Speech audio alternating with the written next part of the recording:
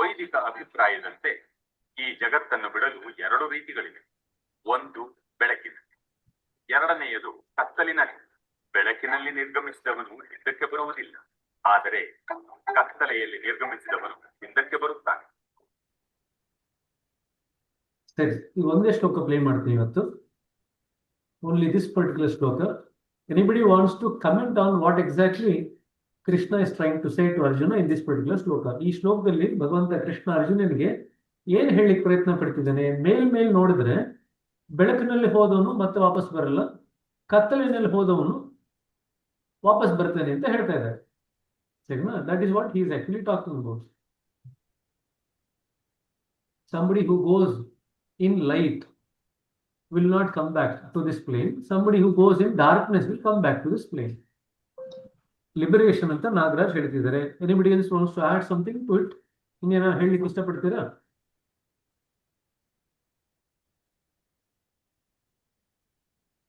ಬೆಳಕು ಅಂತ ಅಂದ್ರೆ ಕತ್ತಲೆ ಅಂತಂದ್ರೆ ಏನು? ಆ ಬೆಳಕನ್ನ ನಾವು ಪಡ್ಕೋಬೇಕಂದ್ರೆ ನಮ್ಗೆ ಏನು ಬೇಕು?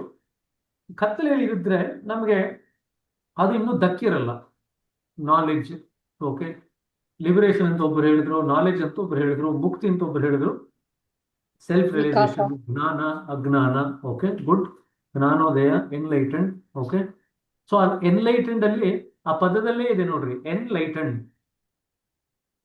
ಎರಡು ರೀತಿಯಾಗಿ ಲೈಟ್ ಆಗಿರ್ತಾರೆ ಅವರು. ಒಂದು ಬೆಳಕನ್ನು ಕಂಡಿರ್ತಾರೆ, ಇನ್ನೊಂದು ಹಗುರವಾಗಿರ್ತಾರೆ. ಎನ್ಲೈಟೆಂಡ್ ಅಂದ್ರೆ ಎರಡು ಮೀನಿಂಗ್ ಆಗುತ್ತೆ. You can take both the meanings. They are lighter also in terms of weight, because they don't carry the same weight of the samskaras, and they also see light. Now what is this light is the question. ಸರಿನಾ? ಬೆಳಕನ್ನು ಕಾಣೋದು ಅಂತಂದ್ರೆ ಇದೊಂದು ದೃಷ್ಟಾಂತ ಹೇಳ್ತೀನಿ. ವಿವೇಕಾನಂದರಿಗೆ ರಾಮಕೃಷ್ಣ ಪರಮಹಂಸರು ಒಂದ್ಸತಿ ಕೇಳಿದಾಗ ವಿವೇಕಾನಂದರು ಹೇಳ್ತಾರೆ, ನಾ ಸಣ್ಣ ವಯಸ್ಸಿಂದ ಇಲ್ಲಿ ಬೆಳಕು ನೋಡ್ತಾ ಇದ್ದೀನಿ, ಎಲ್ಲರೂ ನೋಡ್ತಿರ್ತಾರೆ ಅಂತ ನಾನು ಅನ್ಕೊಂಡಿದ್ದೆ ಅಂತ ಹೇಳ್ತಾರೆ. ಒಂದ್ಸತಿ ರಾಮಕೃಷ್ಣ ಪರಮಹಂಸರಿಗೆ ಹೇಳ್ತಾರೆ Vivekananda. Vivekananda says to Ramakrishna Paramahansa, I thought everybody sees the light. I have been seeing the light here in the Agna Chakra since birth. I thought everybody will see this light. What is so great about this light ಅಂತ ಹೇಳ್ತಾರೆ. ಸರಿನಾ? So ಇಲ್ಲಿ ಬೆಳಕು ಅಂತ ಮಾತಾಡ್ತಿರೋದು ನಾವು ಹೃದಯ ಮಂಡಲದಲ್ಲಿದ್ದಾಗ ನಮ್ಮ when we are journeying in the heart region, there are many times we see brightness in the heart region. I'll just give you a few reasons. ಕೆಲವು ಕಾರಣಗಳನ್ನ ಕೊಡ್ತೀನಿ ಯಾಕೆ ನಾವು ಬ್ರೈಟ್ನೆಸ್ ನ ನೋಡ್ತೀವಿ ಅಂತ. ಬೆಳಕನ್ನು ನೋಡಿದಂಗೆ ಆಗುತ್ತೆ ಹೃದಯ ಮಂಡಲದಲ್ಲಿ, ಹೃದಯದಲ್ಲಿ. ಒಂದು ಎಕ್ಸಾಂಪಲ್ ಅಂತಂದ್ರೆ, ಒಂದು ಪರ್ಟಿಕ್ಯುಲರ್ ಜಾಗದಲ್ಲಿ ಪ್ರಜ್ಞೆ ಸಾಕಷ್ಟು ಮಟ್ಟಿಗೆ ಶುದ್ಧೀಕರಣ ಆಯ್ತು ಅಂತಂದ್ರೆ ಬೆಳಕು ಕಂಡಂಗೆ ಆಗುತ್ತೆ. ಕತ್ತಲೆ ಇದ್ದಿದ್ದು ಸ್ವಲ್ಪ ಮಟ್ಟಿಗೆ ಬೆಳಕಾದಂಗೆ ಆಗುತ್ತೆ. ಮೂರನೇ ಬಿಂದುಗೆ ಬಂದಾಗ ಸಾಕಷ್ಟು ಪ್ರಖರವಾದಂತ ಬೆಳಕು ನಮ್ಮ ಅನುಭವಕ್ಕೆ ಬರುತ್ತೆ. ಸರಿನಾ? So there are some indications or some experiences that we pass through where we tend to experience some degree of light. We tend to see or perceive light. Two reasons I can just immediately give you. One is when a particular samskaras have been removed from a level of consciousness, that consciousness tends to brighten up. So you tend to see a light. Second thing is when we work on the third point, many people, the color of the third point is white. Many people report that they actually saw a bright light, intense bright light. And the third reason is sometimes people report that I saw a bright light. One of the Abhyasis reported this week, I saw a very bright light. And then the question was asked, was that giving you out heat to you, or did you feel cool with that particular light? So ನಾ ತುಂಬಾ ಬೆಳಕನ್ನು, ಪ್ರಖರವಾದಂತ ಬೆಳಕನ್ನು ನೋಡಿದೆ ಅಂತ ಹೇಳಿದ್ರು. ಅದಕ್ಕೆ ಪ್ರಶ್ನೆ ಕೇಳಿದ್ದು, ಅದರಲ್ಲಿ ನಿಮಗೆ ತಾಪಮಾನ ಇತ್ತ, ಬಿಸಿ ಇತ್ತ, ಅಥವಾ ಶಾಂತವಾಗಿತ್ತ, ಅಥವಾ ತಣ್ಣಗಿತ್ತ ಅಂತ. Generally, if there is a touch of materiality to the light, you feel heat associated with the light. If the light is associated with something more spiritual in nature, you actually feel coolness. This difference is actually written in CWRC only by Babuji. Material heat always has a touch of heat with it. When I say heat, increased temperature. Spiritual heat is associated with coolness. So that's why material heat is sometimes kind of compared to sun's heat, and spiritual heat sometimes compared to moon's heat. In both are there is some degree of heat, but just that one there is heat and other one there is coolness. So ಎರಡು ರೀತಿಯಾದಂಥ so ಈಗ ಸಾಕಷ್ಟು I given you examples where you can see the light. And what Vivekananda was talking about was a different light altogether. He was talking about a light in the sixth point, Agna Chakra. If that is the case, what was he referring to? So ಇದಿಷ್ಟು ಕೂಡ ನಾವು ಚರ್ಚೆ ಮಾಡಬೇಕಾಗುತ್ತೆ. ನಾವು ಬೆಳಕನ್ನು ನೋಡೋದು ಅಂತಂದ್ರೆ ಇಲ್ಲಿ ಕೃಷ್ಣ ಬರೀ ಇಷ್ಟೇ ಹೇಳ್ತಾನೆ, ಬೆಳಕಿನಲ್ಲಿ ನೀನು ಈ ಜಗತ್ತಿಂದ ನಿರ್ಗಮಿಸಿದ್ರೆ ವಾಪಸ್ಸು ಬರಲ್ಲ, ಕತ್ತಲೆಯಲ್ಲಿ ನಿರ್ಗಮಿಸಿದ್ರೆ ವಾಪಸ್ಸು ಬರುತ್ತೆ. ಹಾಗಾದ್ರೆ ಬೆಳಕನ್ನು ನೋಡೋದ್ರ ಬಗ್ಗೆ ಕೃಷ್ಣ ಹೇಳ್ತಾ ಇದ್ದಾನ ಅಥವಾ ಬೇರೆ ಏನಾದ್ರೂ ಅರ್ಥದಲ್ಲಿ ಕೃಷ್ಣ ಹೇಳ್ತಾ ಇದ್ದಾನ? ಇನ್ಫ್ಯಾಕ್ಟ್ ಇನ್ನೊಂದು ರೀತಿಯಲ್ಲಿ ನೋಡ್ತು ಅಂತಂದ್ರೆ ಭಗವದ್ಗೀತೆನಲ್ಲಿ ಇನ್ನೊಂದು ಶ್ಲೋಕದಲ್ಲಿ ಕೃಷ್ಣ ಹೇಳ್ತಾನೆ, ನೀನು ಬೆಳಕಿನಲ್ಲಿ ಅಂತಂದ್ರೆ ಬೆಳಕಿನ ಸಮಯದಲ್ಲಿ, ಉತ್ತರಾಯಣ ಕಾಲದಲ್ಲಿ, ಈ ಥರದಲ್ಲೆಲ್ಲ ನೀವು 4 ಆದರೆ 2 ಹಿಂದಿನ ಶ್ಲೋಕದಲ್ಲಿ ಬರುತ್ತದೆ. ಉತ್ತರಾಯಣ ಕಾಲದಲ್ಲಿ, ಬೆಳಕಿನ ಸಮಯದಲ್ಲಿ, ಶುಕ್ಲ ಪಕ್ಷದಲ್ಲಿ ದೇಹತ್ಯಾಗ ಮಾಡ್ತು ಅಂತಂದ್ರೆ ನೀವು ಮತ್ತೆ ವಾಪಸ್ ಬರಲ್ಲ. ಅದೇ ನೀವು ಕೃಷ್ಣ ಪಕ್ಷದಲ್ಲಿ, ಕತ್ತಲೆಯ ಸಮಯದಲ್ಲಿ, ರಾತ್ರಿಯಲ್ಲಿ, ಮತ್ತೆ ದಕ್ಷಿಣಾಯನದಲ್ಲಿ, ದಕ್ಷಿಣಾಯನದ 6 ಮಾಸಗಳು ಅದರಲ್ಲಿ ನೀವು ನಿರ್ಗಮಿಸಿದ್ರೆ ಮತ್ತೆ ವಾಪಸ್ ಬರ್ತೀರಾ ಅಂತ. So that is, does it mean that everybody who dies in the second half of the year, they will not come back? They will come back, and everyone who dies in the first half of the year, they will not come back. Is that what Krishna means? No, none of it, actually. So what Krishna is trying to say is very simple. ಪರೀಕ್ಷಾ ದೃಷ್ಟಿನಲ್ಲಿ ನೋಡಿದ್ರೆ ನೀವೊಂದು ಜಗತ್ತಿಗೆ ಬಂದಿದ್ದೀರಾ, ಜಗತ್ತನ್ನ ಒಂದು ಪರೀಕ್ಷೆ ಅಂತ ಇಟ್ಕೊಳ್ರಿ. ಈ ಪರೀಕ್ಷೆನಲ್ಲಿ ನೀವು ಎಷ್ಟು ಪಾಸಿಂಗ್ ಮಾರ್ಕ್ ತಗೋಬೇಕೋ, ಪಾಸಿಂಗ್ ಮಾರ್ಕ್ ತಗೊಳ್ತು ಅಂತಂದ್ರೆ ನೀವು ಬೆಳಕಿಗೆ ಬಂದ್ರಿ, ಏನ್ ಕಲ್ತ್ಕೋಬೇಕು ಕಲ್ತ್ಕೊಂಡಿದ್ದೀರಾ, ನೀವು ಮತ್ತೆ ವಾಪಸ್ ಬರಲ್ಲ. ನೀವು ಜಗತ್ತಿಗೆ ಬಂದು ಏನ್ ಕಲಿಬೇಕೋ ಕಲಿಲಿಲ್ಲ, ಪಾಸಿಂಗ್ ಮಾರ್ಕ್ ಬರಲಿಲ್ಲ, ಮತ್ತೆ ವಾಪಸ್ ಬರ್ತೀರ. ಆಯ್ತಾ? ಇಷ್ಟೇ, ದಟ್ಸ್ ಆಲ್ ಹಿ ಮೀನ್ಸ್. ಹಾಗಾದ್ರೆ ಪ್ರಶ್ನೆ ಬರ್ತಕ್ಕಂಥದ್ದು, ಪಾಸ್ ಆಗೋದು ಅಂತಂದ್ರೆ ಯಾವ ರೀತಿನಲ್ಲಿ ಪಾಸ್ ಆಗೋದು? Very simple. ಎನ್ಲೈಟನ್ಮೆಂಟ್ ಅಂತ ನೀವೇನು ಹೇಳ್ತೀರಲ್ವಾ, ಮುಕ್ತಿಯಿಂದ ನೀವೇನು ಹೇಳ್ತೀರಾ? ದ್ವಂದ್ವಗಳಿಂದ ಆಚೆ ಬಂದ್ರೆ ಒಂದು ಹಂತದವರೆಗೂ. ಮನೋಮಂಡಲದಲ್ಲೂ ಕೂಡ ದ್ವಂದ್ವ ಇರುತ್ತೆ. ಮನೋಮಂಡಲದಲ್ಲಿ ಇರತಕ್ಕಂಥ ದ್ವಂದ್ವ ನಾನು ನೀನು, ಆ ದ್ವಂದ್ವ ಇರುತ್ತೆ. Me versus you, that is the dvandva that you carry, or the duality that you carry in the mind region. But the Pinda Pradesh, or the heart region, carries multiple dvandvas. ಇದನ್ನು ಕೃಷ್ಣ ಹೇಳ್ತಾನೆ ಭಗವದ್ಗೀತೆಯಲ್ಲಿ. ಏನು ಹೇಳ್ತಾನೆ ಅಂತಂದ್ರೆ, ಹುಟ್ಟಿನಿಂದಲೇ ಪ್ರತಿಯೊಂದು ಆತ್ಮವು ಕೂಡ ಭ್ರಾಂತಿಯಲ್ಲಿ ಇರುತ್ತೆ. ಹುಟ್ಟಿದಂತ ಮನುಷ್ಯ ಹುಟ್ಟಿದಿಂದನೇ ಭ್ರಾಂತಿಯಲ್ಲಿ ಇರ್ತಾನೆ. ಯಾಕೆಂತಂದ್ರೆ ದ್ವಂದ್ವಗಳಲ್ಲಿ ಮುಳುಗಿರ್ತಾನೆ. ಹುಟ್ಟಿದ ಆರಂಭದಿಂದನೇ ದ್ವಂದ್ವದಲ್ಲಿ ಮುಳುಗಿರ್ತಾನೆ. ಹಾಗಾಗಿ ಅವರು ಅಜ್ಞಾನದಲ್ಲೇ ಇರ್ತಾರೆ. ಹಾಗಾದ್ರೆ ನೀವು ಹೃದಯ ಮಂಡಲ ದಾಟದು ಅಂತಂದ್ರೆ ದ್ವಂದ್ವಗಳನ್ನ ದಾಟಬೇಕು. ಆದ್ರೆ ಅಲ್ಲೂ ನೋಡಿ ಭಗವಂತ ಎಷ್ಟು ಸುಲಭ ಮಾಡಿಟ್ಟಿದ್ದಾನಂದ್ರೆ, ನಾನು ನೀನು ಅನ್ನೋ ದ್ವಂದ್ವ ನೀವೇನು ದಾಟಬೇಡಿ ಅಂತಾನೆ ಹೇಳಿದ್ದಾನೆ. ನಿಮಗೆ ಮುಕ್ತಿ ಬೇಕಂತಂದ್ರೆ ನಾನು ನೀನು ಅನ್ನೋ ದ್ವಂದ್ವ ದಾಟೋ ಅವಶ್ಯಕತೆನೇ ಇಲ್ಲ. ಆಕ್ಚುಲಿ ಅದಕ್ಕೆ ಮುಂಚೆ ಬರ್ತಕ್ಕಂಥ ದ್ವಂದ್ವಗಳಿದೆಯಲ್ಲ, ಅಷ್ಟನ್ನು ದಾಟಿದ್ರೆ ಸಾಕು, ನಿಮಗೆ ಮುಕ್ತಿ ಸಿಗತ್ತೆ. ಆಯ್ತು. ನಾನು ನೀನು ಅನ್ನೋ ದ್ವಂದ್ವ ಮುಂದಿನ ಹಂತಕ್ಕೆ ಬರುತ್ತೆ. ಅರ್ಥ ಆಯ್ತು? ಒಂದು ಹಂತದಲ್ಲಿ ನೋಡ್ತು ಅಂತಂದ್ರೆ 10ನೇ ಕ್ಲಾಸ್ ಪಾಸ್ ಆದ್ರೆ ನಿಮಗೆ ಮುಕ್ತಿ ಸಿಗದಂಗೆ, ಬೇರೆ ದ್ವಂದ್ವಗಳು ಪಾಸ್ ಆದಂಗೆ. 10ನೇ ಕ್ಲಾಸ್ ಆದ್ಮೇಲೆ ನಿಮಗೆ ಸ್ವಲ್ಪ ಮಟ್ಟಿಗೆ ಸ್ವಂತ ಬುದ್ಧಿ ಬಂದಿರುತ್ತೆ. ಅವಾಗ ಕಾಲೇಜ್ನಲ್ಲಿ ಏನೇ ಪ್ರೊಫೆಸರ್ ಹೇಳಿದ್ರು ಕೂಡ ನೀವು ನಿಮ್ಮ ಬುದ್ಧಿಗೆ ಹೊರೆ ಹಚ್ಚಿ ನೋಡ್ತೀರ. ಅವ್ರು ಹೇಳ್ಕೊಡ್ತೀರ ಸರಿ ಇದೆಯಾ ಇಲ್ವಾ ಅಂತ, ನಿಮಗೆ ಅದು ಒಪ್ಪಿಗೆ ಆಗತ್ತಾ ಇಲ್ವಾ ಅಂತ. When you are till up to 10th standard, whatever the teacher teaches you, you accept it. So that is the easier way for you to get over the dvandvas during the high school. You don't bother about it. Oh, I don't know. He knows it, so he is teaching it. Let me accept it. That's all. But once you come to college, you have your own capacity to think.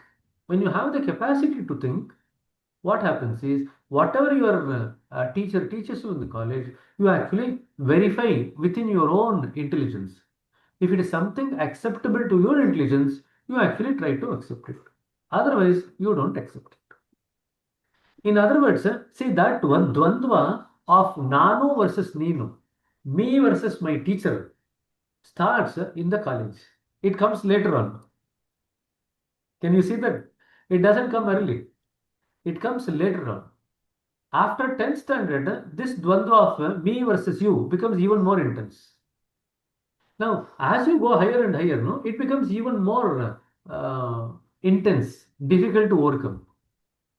When you come to degree, you don't accept everything that they say. And you come to postgraduate degree, you don't accept, you accept even less. You come to PhD, you don't agree with anything at all. ನಾನು ನೀನು ಅನ್ನೋ ದ್ವಂದ್ವ ಇದೆಯಲ್ಲ, ನಾವು ಕಾಲೇಜ್ನಲ್ಲಿ ಇರಬೇಕಾದ್ರೆ, degree ಮಾಡಬೇಕಾದ್ರೆ ಸ್ವಲ್ಪ ನಮ್ಗೆ ಆಗಲ್ಲ ಅಂತ ಅನಿಸುತ್ತೆ.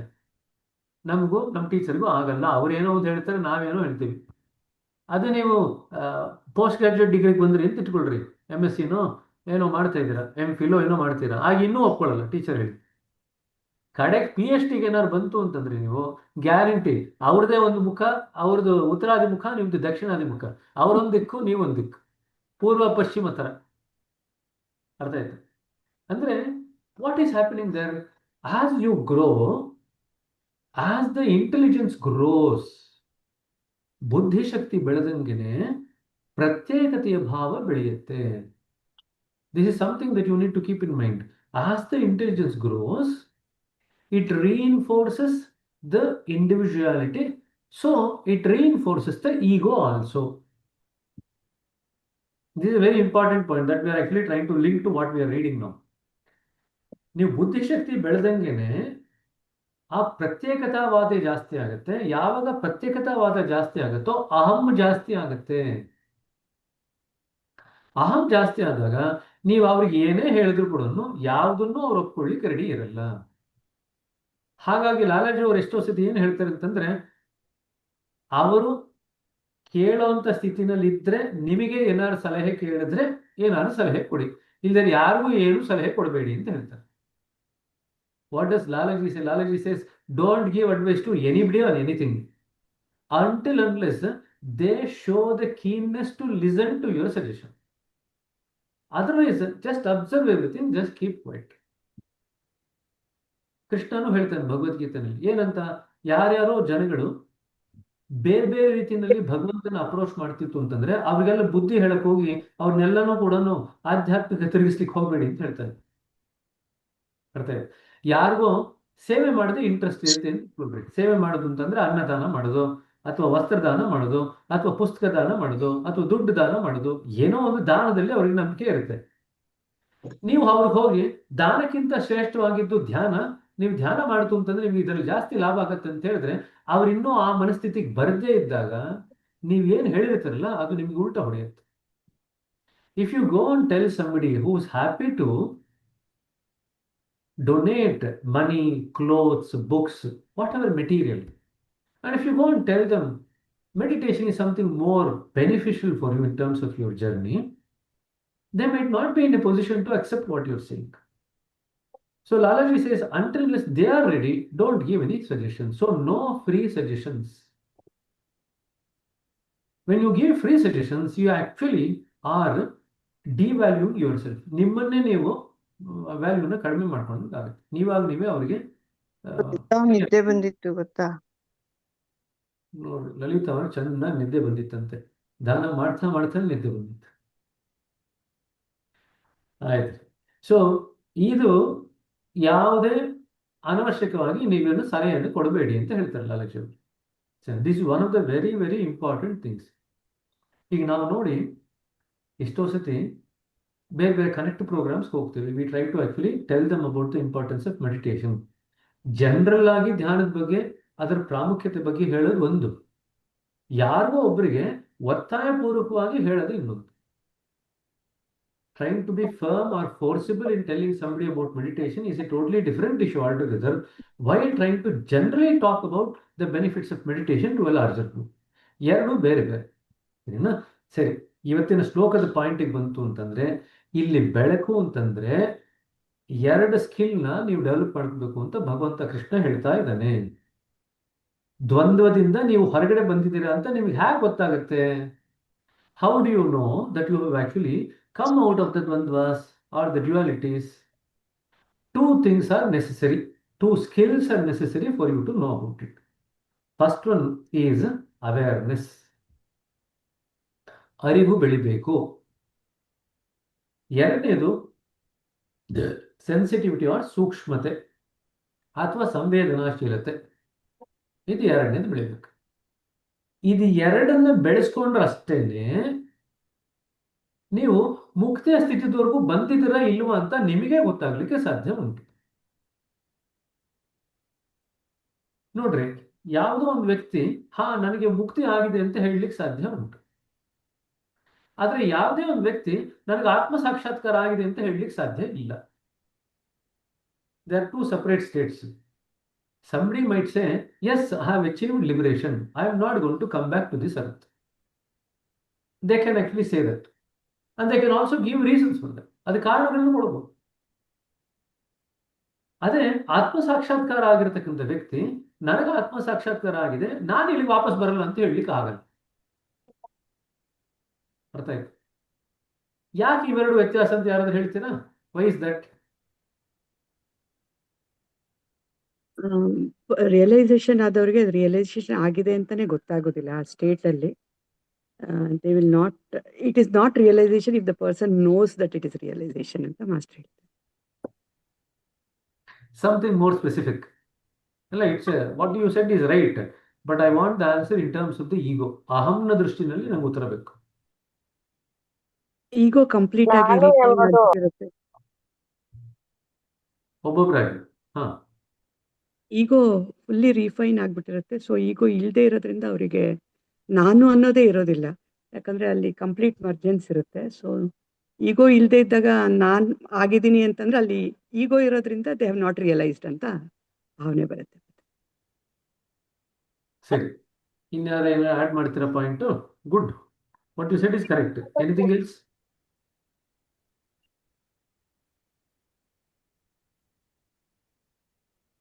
ಇನ್ಯಾರಾದ್ರೂ ಏನು ಅಲ್ಲಿ ಹೇಳ್ತೀರಾ?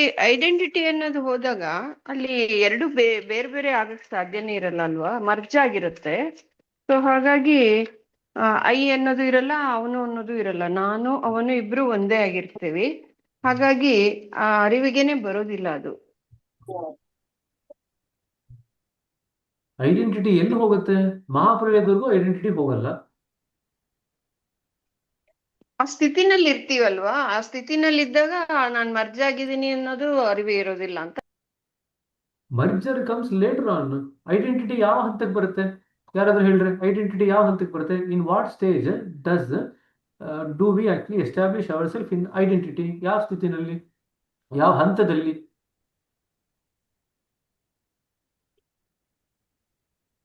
In fact, last part of the journey throughout the central region is a journey of identity only. ಕೇಂದ್ರ ಮಂಡಲದಲ್ಲಿ ಪೂರ್ತಿ ಪ್ರಯಾಣ ನಮ್ಮ ಸಾರೂಪ್ಯತೆದೇನೆ, ಐಡೆಂಟಿಟಿದೇನೆ ಸಂಪೂರ್ಣ ಪ್ರಯಾಣ ಅದರಲ್ಲಿ. ಹಾಗಾದ್ರೆ ನಾವು ಸಾರೂಪ್ಯತೆ ಪಡ್ಕೊಂಡು ಕೇಂದ್ರ ಮಂಡಲದಲ್ಲಿ ಪ್ರಯಾಣ ಮಾಡ್ಬೇಕಾದ್ರೆ ಇನ್ನೂ ನಾವು ಮರ್ಜ್ ಆಗಿರಲ್ಲ. ಕೇಂದ್ರದ ಹತ್ರ ಹೋಗಿ ಆಮೇಲೆ ಅಲ್ಲಿ ಸಂಬಂಧ ಬೆಳೆಸ್ಕೊಂಡ್ಮೇಲೆ ಮರ್ಜ್ ಆಗೋದು. Till then there is no merger whatsoever. So see, ಯಾಕೆ I wanted to emphasize this point ಅಂದ್ರೆ, ಈ ಪಾಯಿಂಟ್ ಯಾಕೆ ನಾನು ಒತ್ತಿ ಹೇಳಲಿಕ್ಕೆ ಇಷ್ಟಪಟ್ಟೆ ಅಂತಂದ್ರೆ, ಮನೋಮಂಡಲದ ಪ್ರವೇಶ ಪಡೆದಾಗ you are in a state of liberation. ಮುಕ್ತಿ ಅನ್ನೋ ಸ್ಥಿತಿ ಇದೆಯಲ್ಲ, ಮನೋಮಂಡಲಕ್ಕೆ ಪ್ರವೇಶ ಪಡೆದಾಗ, that means you have cross the 5th point, you entered into the 6th point. That is the state of liberation. So you need to be very clear about this. State of liberation is when you enter into the Manomandala, which is the 6th point. State of self-realization is when you exit the Manomandala. When you exit the mind region, it is the state of self-realization. When you enter into the mind region, it is the state of liberation. That is the thing you need to remember. So they are clearly poles apart. ಎರಡೂ ಕೂಡ ಅಜಗಜಾಂತರ ವ್ಯತ್ಯಾಸ ಉಂಟು. ಮುಕ್ತಿ ಅಂತ ಹೇಳಿದಾಗ ನೀವು ಮನೋಮಂಡಲಕ್ಕೆ ಈಗ ತಾನೇ ಪ್ರವೇಶ ಪಡ್ತಿದ್ದೀರಾ. 6ನೇ ಬಿಂದುನಲ್ಲಿ ಪ್ರವೇಶ ಪಡೆದು ಅಲ್ಲಿ ನಿಮ್ಮ ಸ್ಥಳವನ್ನು ಸ್ಥಾಪನೆ ಮಾಡ್ಕೊಂಡಿದ್ದಾರೆ, ನಿಮ್ಮ ಇರುವಿಕೆಯನ್ನು ಸ್ಥಾಪನೆ ಮಾಡ್ಕೊಂಡಿದ್ದಾರೆ. ಅದು ಮನೋಮಂಡಲ ಆದಾಗ ಮುಕ್ತಿ ಆಯ್ತು ಅಂತ ಹೇಳ್ತೀವಿ. ಅದೇ ನೀವು ಮನೋಮಂಡಲ ದಾಟಿ ಕೇಂದ್ರ ಮಂಡಲಕ್ಕೆ ಪ್ರವೇಶ ಪಡೆದಾಗ ಅಲ್ಲೇ ನಿಮಗೆ ಆತ್ಮ ಸಾಕ್ಷಾತ್ಕಾರ ಆಯ್ತು ಅಂತ ಕರಿತೀವಿ. ಆತ್ಮ ಸಾಕ್ಷಾತ್ಕಾರ ಅಂತಂದ್ರೆ ಅಲ್ಲಿ ನಿಮಗೆ ಸಾರೂಪ್ಯತೆಯ ಅನುಭವ ಆಯಿತು. That is what you mean. You have had an experience of your state of identity. You have crossed the level of ego and now you are established in the state of original identity. That is self-realization. So one is at the entry, other one is at the exit. So that it's very clear, there is no confusion whatsoever. ತುಂಬಾ ನಮ್ಮ ಆಧ್ಯಾತ್ಮಿಕ literature ನಲ್ಲಿ ಎಷ್ಟೋ ಸತಿ ಈ ಎರಡನ್ನು ಜೊತೆಯಾಗಿ ಉಪಯೋಗಿಸ್ತಾರೆ. When somebody says a person who is realized is liberated ಅಂತ ಹೇಳಿದ್ರೆ it is not wrong. That's correct only. But when they say a person who is liberated has realized the self, that is wrong. Can you see the difference? ಯಾರಿಗೆ ಆತ್ಮ ಸಾಕ್ಷಾತ್ಕಾರ ಆಗಿದೆಯೋ ಅವ್ರು definitely ಮುಕ್ತಿ ಗಳಿಸ್ಕೊಂಡಿರ್ತಾರೆ. ಅದರಲ್ಲಿ ಯಾವುದೇ ರೀತಿಯಾದಂತ ಅನುಮಾನ ಇರ್ಲಿಕ್ಕೆ ಸಾಧ್ಯ ಇಲ್ಲ. ಆದ್ರೆ ಯಾರಿಗೆ ಮುಕ್ತಿ ಬಂದಿರುತ್ತೋ ಅವ್ರಿಗೆ ಆತ್ಮ ಆಗಿರ್ಲೇಬೇಕಂತ ಏನಿಲ್ಲ. ಆತ್ಮ ಸಾಕ್ಷಾತ್ಕಾರ ಮುಕ್ತಿ ಬಂದ ಮೇಲೂ ಕೂಡ ಅಹಂನ 11 ವೃತ್ತಗಳನ್ನ ದಾಟಬೇಕು. ಜ್ಞಾಪಕ ಇಟ್ಕೊಳ್ರಿ. Even after you get liberation you still have to cross 11 circles of ego ಅಲ್ವಾ? You have not even cross one. How can you say you have achieved self realization? Once you cross all the 11 circles of ego and establish yourself in the identity, then the ego is not there. So there is nobody to tell you whether you are self-realized or not. Nobody can tell you because there is no help of the ego. So this is a very, very important point. I'll just mention one last thing in this context. ಈ ರಾಜಯೋಗವನ್ನು ಕಂಡಿಡಿದ್ರಲ್ಲ ಮೊದಲ ಋಷಿ, ಅವರು ಬಾಬುಜಿ ಹತ್ರ ಬಂದು ಡಿಕ್ಟೇಷನ್ಗೆ ಅಂತ ಬರ್ತಾರೆ. ಬಾಬುಜಿ ಹತ್ರ ಬಂದು ಮಾತಾಡ್ಲಿಕ್ಕೆ ಬರ್ತಾರೆ. ಬಾಬುಜಿ ಅವ್ರ ಹತ್ರ ಮಾತಾಡ್ಲಿಕ್ಕೆ ಬಂದಾಗ ಪುಸ್ತಕದ ಬಗ್ಗೆ ಹೇಳ್ತಾರೆ ಅವರು. ಅಷ್ಟೊತ್ತಿಗೆ ಬಾಬುಜಿ ಅವರು ಎಫಿಕಸಿ ಆಫ್ ರಾಜಯೋಗ ಬರೆದಿರ್ತಾರೆ. ಆ ಪುಸ್ತಕದಲ್ಲಿ ಏನಾದ್ರು ಮಾರ್ಪಾಡು ಮಾಡ್ಬೇಕಾ ಅಂತ ಕೇಳ್ತಾರೆ ಪ್ರಶ್ನೆ. ಇಲ್ಲ, ನೀವು ಬರೆದಿರ್ತಕ್ಕಂಥದ್ದೆಲ್ಲ ಸರಿಗೆ ಇದೆ, ಅದು ಏನೂ ಮಾರ್ಪಾಡು ಮಾಡುವಂತ ಅವಶ್ಯಕತೆ ಇಲ್ಲ ಅಂತ ಹೇಳ್ತಾರೆ. ಬಟ್ ಒಂದೇ ಒಂದು ಪಾಯಿಂಟ್ ಆ್ಯಡ್ ಮಾಡ್ತಾರೆ ಋಷಿ. ಏನ್ ಹೇಳ್ತಾರೆ ಅಂತಂದ್ರೆ, ಈ ಕೇಂದ್ರ ಮಂಡಲದ ಪ್ರವೇಶದವರೆಗೂ ಬರೋದು ಕಷ್ಟ ಏನಿಲ್ಲ, ಆದರೆ ಅಲ್ಲಿಗೆ ಅರಿವಿನ ಸಮೇತ ಬರ್ತಕ್ಕಂಥದ್ದು ಬಹಳ ಕಷ್ಟ ಅಂತ ಹೇಳ್ತಾರೆ. It's not that difficult to come all the way up to the entry into the central region. ಈಗ ಫಸ್ಟ್ ಟೈಮ್ ಕೇಂದ್ರ ಮಂಡಲದ ಬಗ್ಗೆ ಬಾಬುಜಿ ಅವರು ವಿಸ್ತಾರವಾಗಿ ಬರೆದಿದ್ದಾರೆ. ಅಲ್ಲಿವರೆಗೂ ಕೂಡ ಕೇಂದ್ರ ಮಂಡಲ ಮನುಷ್ಯರಿಗೆ ಗೊತ್ತೇ ಇರಲಿಲ್ಲ. ಈ ತರ ಒಂದು ಮಂಡಲ ಇದೆ, ಅಲ್ಲಿಗೂ ಹೋಗ್ಬೋದು, ಈ ಜೀವಂತವಾಗಿರ್ಬೇಕು ಹೋಗ್ಬೋದು ಅಂತ ಯಾರಿಗೂ ಗೊತ್ತಿರಲಿಲ್ಲ. ಎಫಿಕಸಿ ಆಫ್ ರಾಜಯೋಗ ಬರೆದಾಗ ಪ್ರಥಮ ಬಾರಿಗೆ ಬಾಬುಜಿ ಅವರು ಅದರ ವಿವರಣೆ ಕೊಡ್ತಾರೆ, ಕೇಂದ್ರ ಮಂಡಲದ ವಿವರಣೆ ಕೊಡ್ತಾರೆ. ವಿವರಣೆ ಕೊಟ್ಟಾಗ ಅದನ್ನ ಓದಿರ್ತಾರೆ ಇವರು, ಮೊದಲ ರಾಜಋಷಿ. ಓದಾದ್ಮೇಲೆ ಅವರು ರಾಜಯೋಗವನ್ನು ಕಂಡಿಡಿದಂತ ಋಷಿ ಓದಾದ್ಮೇಲೆ ಅವರು ಅದರ ಬಗ್ಗೆ ಟಿಪ್ಪಣಿ ಕೊಡ್ತಾರೆ. He gives a dictation on that. He says, whatever you have written is correct about the central region. It is reasonably easy to reach central region, entry into the central region, but to come there with the state of awareness is very difficult ಅಂತ ಹೇಳ್ತಾರೆ. ಸರಿನಾ? Now the question is, how can you reach the entry of the central region with awareness? What is the answer? With body. When we are alive. ಅದೆಲ್ಲ ಸರಿ. No, just because you have the body, just because you are alive, there is no guarantee that you will have awareness. There are many abhyasis who are meditating regularly and they have no clue what is happening. They have body, they are alive, but they have no clue what is happening. So then the question comes, how to have that awareness? ಹೇಗಿರುತ್ತೆ awareness? ಹೇಗೆ ಇಟ್ಕೊಳ್ಳಿಕ್ಕೆ ಸಾಧ್ಯ ಅಲ್ಲಿ ಬಂದಾಗ?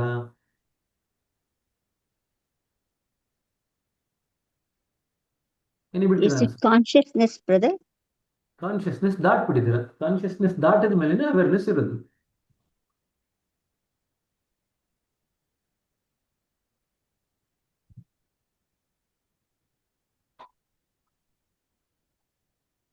ಜ್ಞಾನ ಎಲ್ಲ ಹೊರಟೋಗಿದೆ ಇವಾಗ. ನಾವು you are the realm of, you are on the verge of ಅಜ್ಞಾನ. ಆಲ್ ದ ರೆಲ್ಮ್ಸ್ ಆಫ್ ಜ್ಞಾನ ಯು ಹ್ಯಾವ್ ಪಾಸ್ ನಾವು. ಜ್ಞಾನದ ಸ್ತರಗಳನ್ನೆಲ್ಲ ದಾಟಾಯ್ತು, ಮುಂದಕ್ಕೆ ಹೋಗ್ತಾ ಇದ್ದೀರ. ಅದು ಅಜ್ಞಾನದ ಏರಿಯಾಗೆ ಹೋಗ್ತಾ ಇದ್ದೀರಿ ಇವಾಗ.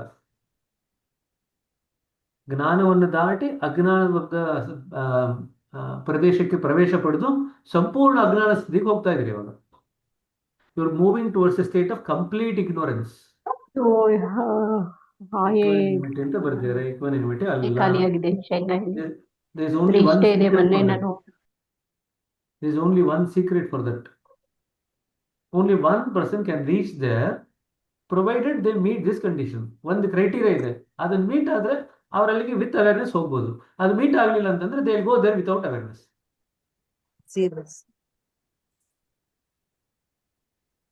ಥಮ್ ಇನ್ನೂ ಬಂದೇ ಇಲ್ಲ state. Them comes later on. We are still at the entry of the central region.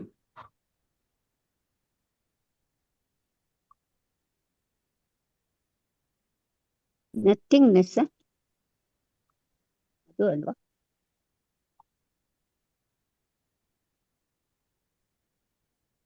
ಇದ್ರ ಬಗ್ಗೆ ನಾವು ಓನರ್ಶಿಪ್ ಬಗ್ಗೆ ಮಾತಾಡ್ತೀವಿ. ನಾವು ಕೇಳಿದ್ಯಾ? 13th ಪಾಯಿಂಟ್ ಬರೋಷ್ಟೊತ್ತಿಗೆ ಏನಾಗತ್ತೆ? ಓನರ್ಶಿಪ್ ಏನಾಗಿರುತ್ತೆ? ಗುರುಗಳ ಜೊತೆ ಹೋದಾಗ ಹಾ, ಫಸ್ಟ್ ಪಾಯಿಂಟ್ ಅಲ್ಲಿ ಹೆಂಗಿರುತ್ತೆ? 13th ಪಾಯಿಂಟ್ ಎಂಟ್ರಿನಲ್ಲಿ ಓನರ್ಶಿಪ್ ರೇಷಿಯೋ ಹೇಳ್ರಿ. 0 ಆಗಿರುತ್ತೆ brother. Zero. 0 to 100. ಫಸ್ಟ್ ಅಲ್ಲಿ ನಾವು 100, ಗುರುಗಳು 0. 13ನೇ ಪಾಯಿಂಟ್ ಎಂಟರ್ ಆಗೋಷ್ಟೊತ್ತಿಗೆ ಗುರುಗಳು 100, ನಾವು 0. ಕರೆಕ್ಟಾ? ಹಾಗಿದ್ರೆ ನಾವು ಕೇಂದ್ರ ಮಂಡಲ ಪ್ರವೇಶ ಪಡೆದ ಮೇಲೆ ಅವೇರ್ನೆಸ್ ನಮ್ಗೆ ಇರಬೇಕಾದ್ರೆ ಯಾರು ಕೊಡಬೇಕು? ಗುರುಗಳೇ ಕೊಡ್ಬೇಕು. ಗುರುಗಳೇ ಕೊಡ್ಬೇಕು. ಗುರುಗಳು. ಕರೆಕ್ಟಾ? ಗುರುಗಳು ಕೊಡ್ತಕ್ಕಂಥ ಅವೇರ್ನೆಸ್ ನಮ್ಮಲ್ಲಿ ಇರ್ಬೇಕಂತಂದ್ರೆ ನಾವ್ ಏನಾಗಿರ್ಬೇಕು? ಗುರುಗಳ ಜೊತೆಗೆ ಸರೆಂಡರ್ ಆಗಿರ್ಬೇಕು. ಒಂದಾಗಿರ್ಬೇಕು. ಮರ್ಜ್ ಸರೆಂಡರ್ ಮುಂಚೆನೇ ಆಗುತ್ತೆ. ಅದೇ You should have merged in the merge Guru. with them. That is the criteria. A person who is merged in the Guru, because the Guru gives the awareness, they can know. They themselves don't have awareness. But the Guru gives the awareness. With the help of the Guru, they can know. ಸರಿನಾ? ಇಲ್ಲೇ ತಗೊಳ್ರಿ, 44 whispers ಓದಿದಾಗ ಎಲ್ಲ ಓದ್ತಾ ಇದೀವಲ್ಲ, 44 whispers ಅಲ್ಲಿ ಯಾರ್ಯಾರಿಗೆ ಏನಾಗ್ತದೆ ಅಂತ, 44 ವಿಸ್ಪರ್ಸ್ ಅಲ್ಲಿ ಯಾರ್ಯಾರಿಗೆ ಏನಾಗ್ತಿದೆ ಅಂತ ಯಾರು ಬಂದು ಡಿಕ್ಟೇಷನ್ ಕೊಡ್ತಾ ಇದ್ದಾರೆ? ಲಾಲಾಜಿ ಅವರು. ಲಾಲಾಜಿ ಅವ್ರು ಬಂದು ಡಿಕ್ಟೇಷನ್ ಕೊಡ್ತಾರೆ. ಗುರುಗಳು ಬಂದು ಡಿಕ್ಟೇಷನ್ ಕೊಡ್ತಿದ್ದಾರೆ. ಇಂತಿಂತವ್ರು ಹಿಂಗ್ ಆಗ್ತಾ ಇದೆ ಅಂತ ಡಿಕ್ಟೇಷನ್ ಕೊಡ್ತಿದ್ದಾರೆ. ಹೌದಾ ಇಲ್ಲ? ಅವ್ರಿಗೆ ಯಾರಿಗೂ ಗೊತ್ತಾಗ್ತಿಲ್ಲ ಏನಾಗ್ತಿದೆ ಅಂತ. ಈಗ ಲಾಲಾಜಿ ಅವ್ರು ಬಂದು ಇವರು ಧ್ರುವದ ಸ್ಥಾನಕ್ಕೆ ಬಂದಿದ್ದಾರೆ, ಇವರು ಧ್ರುವಾಧಿಪತಿ ಸ್ಥಾನಕ್ಕೆ ಬಂದಿದ್ದಾರೆ ಅಂತ ಎಲ್ಲ ಹೇಳ್ತಾರೆ. ಇವರು ಕುತ್ಸ ಸ್ತರಕ್ಕೆ ಬಂದಿದ್ದಾರೆ ಅಂತ ಹೇಳ್ತಾರೆ. ಹೇಗೆ ಗೊತ್ತಾಗುತ್ತೆ ಅವ್ರಿಗೆಲ್ಲ? ಅವ್ರಿಗೆ ಯಾರಿಗೂ ಏನು ಗೊತ್ತಾಗಿಲ್ಲ. They have no clue. Lalaji ಅವರು ಹೇಳ್ತಾ ಇರೋದ್ರಿಂದ ಇವ್ರಿಗೆಲ್ರಿಗೂ ಗೊತ್ತಾಗ್ತಾ ಇದೆ. In other words, the Guru is imparting his awareness to the ಅಭ್ಯಾಸಿ. ಇದು ಯಾಕೆ ನಾ ಇಷ್ಟೆಲ್ಲ ವಿವರಣೆ ಕೊಡುವಂತ ಅವಶ್ಯಕತೆ ಬಂತು ಅಂತಂದ್ರೆ, ನಾವು ಈಗೇನ ಅಷ್ಟವಕ್ರ ಮಹಾಗೀತ ಓದ್ತಾ ಇದ್ದೀವಲ್ಲ, ಅಷ್ಟವಕ್ರ ಮಹಾಗೀತ ಅನ್ನೋದ್ರಲ್ಲಿ ನಾವು ಯಾವ್ದಾನು 2 ಸ್ಕಿಲ್ ನಾವು ಇದನ್ನ ಓದ್ತಾ ಬೆಳೆಸ್ಕೋಬೇಕು ಅಂತಂದ್ರೆ, ಇದರಲ್ಲಿ ಇರ್ತಕ್ಕಂಥ ಏನ್ ತತ್ವಗಳು ಕೊಟ್ಟಿದ್ದಾರೆ ದಾಜಿಯವರು, ಅದನ್ನೆಲ್ಲ ನಾವು ಅಳವಡಿಸ್ಕೊಂಡು ಅದರಿಂದ ಲಾಭ ಮಾಡ್ಕೋಬೇಕಂತಂದ್ರೆ ನಮಗೆ 2 ಅತ್ಯಂತ ಅವಶ್ಯಕ. ಒಂದು ಅರಿವು, ಎರಡನೇದು ಸೂಕ್ಷ್ಮತೆ. If you do not develop awareness and sensitivity, even though you might read this book, you will not be able to apply in your real life. ನಿಮ್ಮ ನಿಜ ಜೀವನದಲ್ಲಿ ಇದನ್ನ ಅಪ್ಲೈ ಮಾಡ್ಕೊಳ್ಳಿಕ್ ಆಗಲ್ಲ. ಥಿಯರಿ ಆಗೇ ಇರುತ್ತೆ, ಜೀವನವಾಗೇ ಇರುತ್ತೆ. 2 ಒಟ್ಟಿಗೆ ಬರೋದೇ ಇಲ್ಲ.